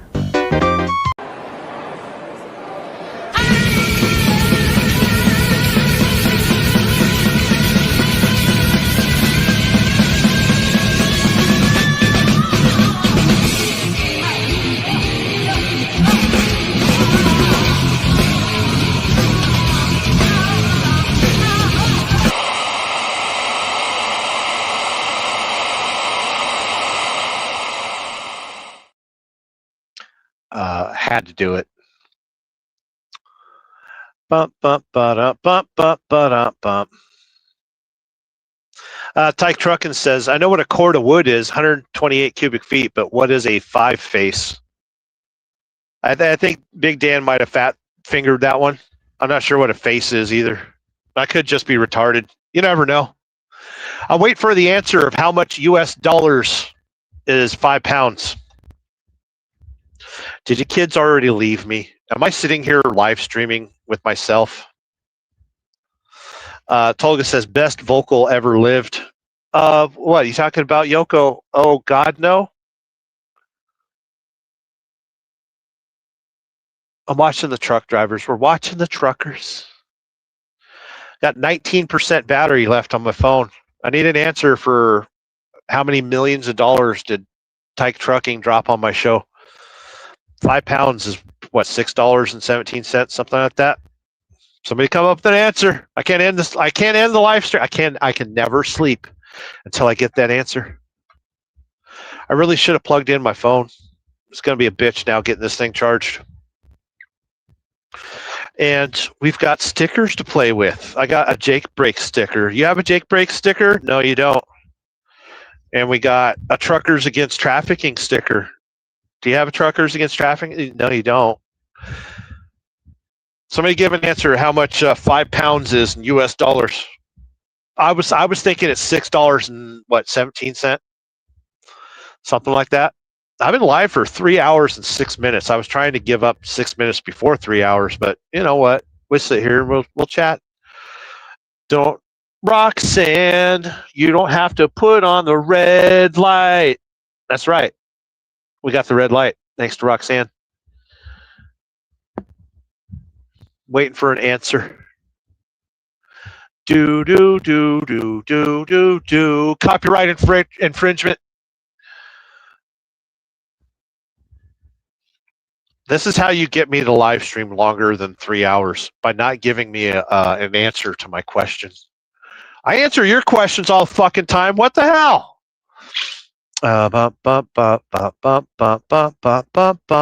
Churchill Wheel manual. We're reading the manuals of the truck. I'm trying to end the show, but I need an answer. And we always say, ask trucking questions, ask life questions. I might not answer it. Also, do not try this at home. All commentary is fictional and untrustworthy. Desubscribe, unlike, counteract, and disavow. Let's see if we got an answer to how much 5 pounds is in US dollars. Big Dan, face cord or face cord are 1/3. Fuck, I can't speak with my goddamn face. Big Dan has said, who is a valued channel member, face cord or 1/3 cord, how it's sold here in New York. 0.5 face cord I moved. Half face cord. Weird. You learn something new every day on the Church of Wheel, by the way. Thomas Bailey, later Tyke Trucking, Tolga, Big Dan, TJ Bull of the Woods, and the Sterling Wheel, the gas pastor. I still didn't get an answer how much US dollars is a fucking 5 pounds. Tolga, you're fired. I will never buy another goat from you because you didn't answer that question. They're answering Dan's question, but they won't answer mine. A face cord, also called a rick, is one single row of stacked firewood that's 8 feet long and 4 foot high. Its depth depends on how long the logs are cut, usually 16 inches. I think Tolga is trying to sell wood in addition to goats. 5 face cords equals 1 2/3 full cords, or roughly 213.3 total cubic feet of stacked wood. How much wood would Big Dan stack if Big Dan could stack wood? He stacked 0.37 of a metric ton. Thomas Bailey reminding us to love the United States, and I cannot agree with that more. It's good to love the United States, even though we're kind of being a bunch of dicks right now. But you know what? We're the biggest dicks in the world, so, you know, if you want to be a dick, nobody likes a small dick. You know, none of you watch porn looking for small dicks. You know, don't lie to yourselves. America's big dick. God damn it. I had to rely on Fact Hunt Tyke to give me an answer. 5 pounds is $6.74, the current exchange rate. I was off by quite a bit, $6.74. You have enabled me withstanding, disregarding YouTube's brutal 30% cut. 675. What can I buy for 674? I can't think of one product that costs that much, but I can buy a soda, I could go to McDonald's maybe and get large fries. That's what that'll do. I get their weird hamburger. They make a weird, like, you know, they're just shit cheeseburger. They make a shit cheeseburger made out of shit and cockroaches. You can probably get 2 of those and a small fry for $6.74. Yeah. Thank you for the super chat, by the way. It goes a long way on my channel. With that super chat, by the way, I have broken $100 in super chats so far for the month, which is good. YouTube pays me on the 21st every month. All super chats, all memberships go towards keeping StreamYard going, what I'm using right here. I get Power Director for video editing and GoPros. Most of my GoPro equipment is paid for now. I want to thank you for that. I do use Affirm for my GoPro purchases. And I have used some credit cards that are getting paid down. So that's what the support on the Church of Wheel, the Sterling Wheel channel, all that money goes to keeping me live, keeping me alive, keeping me making stuff on YouTube and stuff, because I'd much rather. I've got pillows. There are pillows in my vicinity. I could have been sleeping. But no, you forced me to do a live stream, and I can't thank you enough for it. Always good to see you, kids. Shout out to the Replay Gang. Always good to see you kids in here. Thomas Bailey stacking high and tight per firewood. Big Dan says, is speaking in the, is that the second person or third person? Big Dan loads truck with excavator, then piles it in a pile by cabin. Screw stacking. Somebody's got heavy equipment. I got heavy equipment when I'm not wearing underwear. Road Reality. You can buy a Taco Bell colon cleanse trademark. There was a Taco Bell at the truck stop yesterday that was completely, it looked like a doctor who got famous during the AIDS pandemic told everybody to stay at home. That's what it looked like at Taco Bell yesterday. I thought about going there and be like, can I get 5 pounds of lettuce? I don't want beans. I don't want meat. I don't want tacos. I don't want queso. I just want the lettuce. I wonder if they would have allowed me to have that. I remember when I was a kid, riding a BMX bike barefoot was crazy. Riding in the back of a pickup truck was scary. I remember cutting the fuses on fireworks so they go off sooner. And if you want danger today, you eat at Taco Bell. Well, what a world. What a world. Well, thank you, kids, for stopping by the Church Wheel. We're going to wind this stuff down. Thomas Bailey says, put plastic between the hay bundles. They will catch fire. Spontaneous combustion is the thing. Yes, never do that. Fucking hay makes, hay will generate its own heat. Tyke trucking is protein, not from the fries. Gross. Rob on Tyke trucking says, you could get more pig foreskins. The pork rinds I got were $2.99. I get 2 bags. Want to thank you, kids, for stopping by the Church of Wheel. We are down to 13% battery. Church of Wheel manual. We went through there reading the manual of semi-truck. Nobody has ever done on the internet ever before. I want to thank the 250 people who have watched this live stream, and shout out to the Replay Gang. Make sure, if you're catching this on the replay, to give jazz hands to Shannon Thomas and put Replay Gang, hashtag Replay Gang, hashtag Ketchup, if you watch this in the Replay Gang. I am done talking with my face hole. I can't stand myself anymore. I hope you have a good day, good weekend, and I'm going to press buttons to make things go away. I almost just ended it all, and that would have been rude.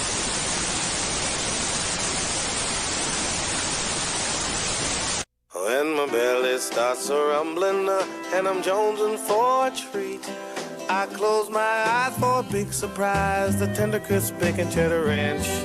I love the tender crisp bacon cheddar ranch, the best they grow on trees, and streams of bacon ranch dressing flow right up to your knees. There's tumbleweeds of bacon and cheddar paves the streets, folks don't front you cause you got the juice. There's a train of ladies coming with a nice caboose. Never get in trouble, never need an excuse. That's the tender, crisp bacon cheddar ranch. I love the tender, crisp bacon cheddar ranch. No one tells you to behave. Your wildest fantasies come true. Dallas cheerleaders give you shaves. Red onions make you laugh instead, and french fries grow like weeds. You get the veg all day, all the lotto tickets paid. There's a king who wants you to have it your way. That's the tender, crisp bacon cheddar ranch. For I have seen all that I've seen what Laban's done unto. Oh, isn't that amazing? And my word will not return void, and it will go to that which it was sent. And it will prosper. But life and joy and the nature of God. Oh, hallelujah. And bread for eating will also provide and multiply. Oh, that's the opening of the windows of heaven. This is decreeing faith. Decreeing a thing, excuse me, and it shall be established unto thee, the force, the spiritual force of the spiritual power. He is preparing for you as we even speak. I smell heaven's bakery cooking up something good for you, sister. If God's got to send a bird, he'll send a bird. Oh, hallelujah, hallelujah.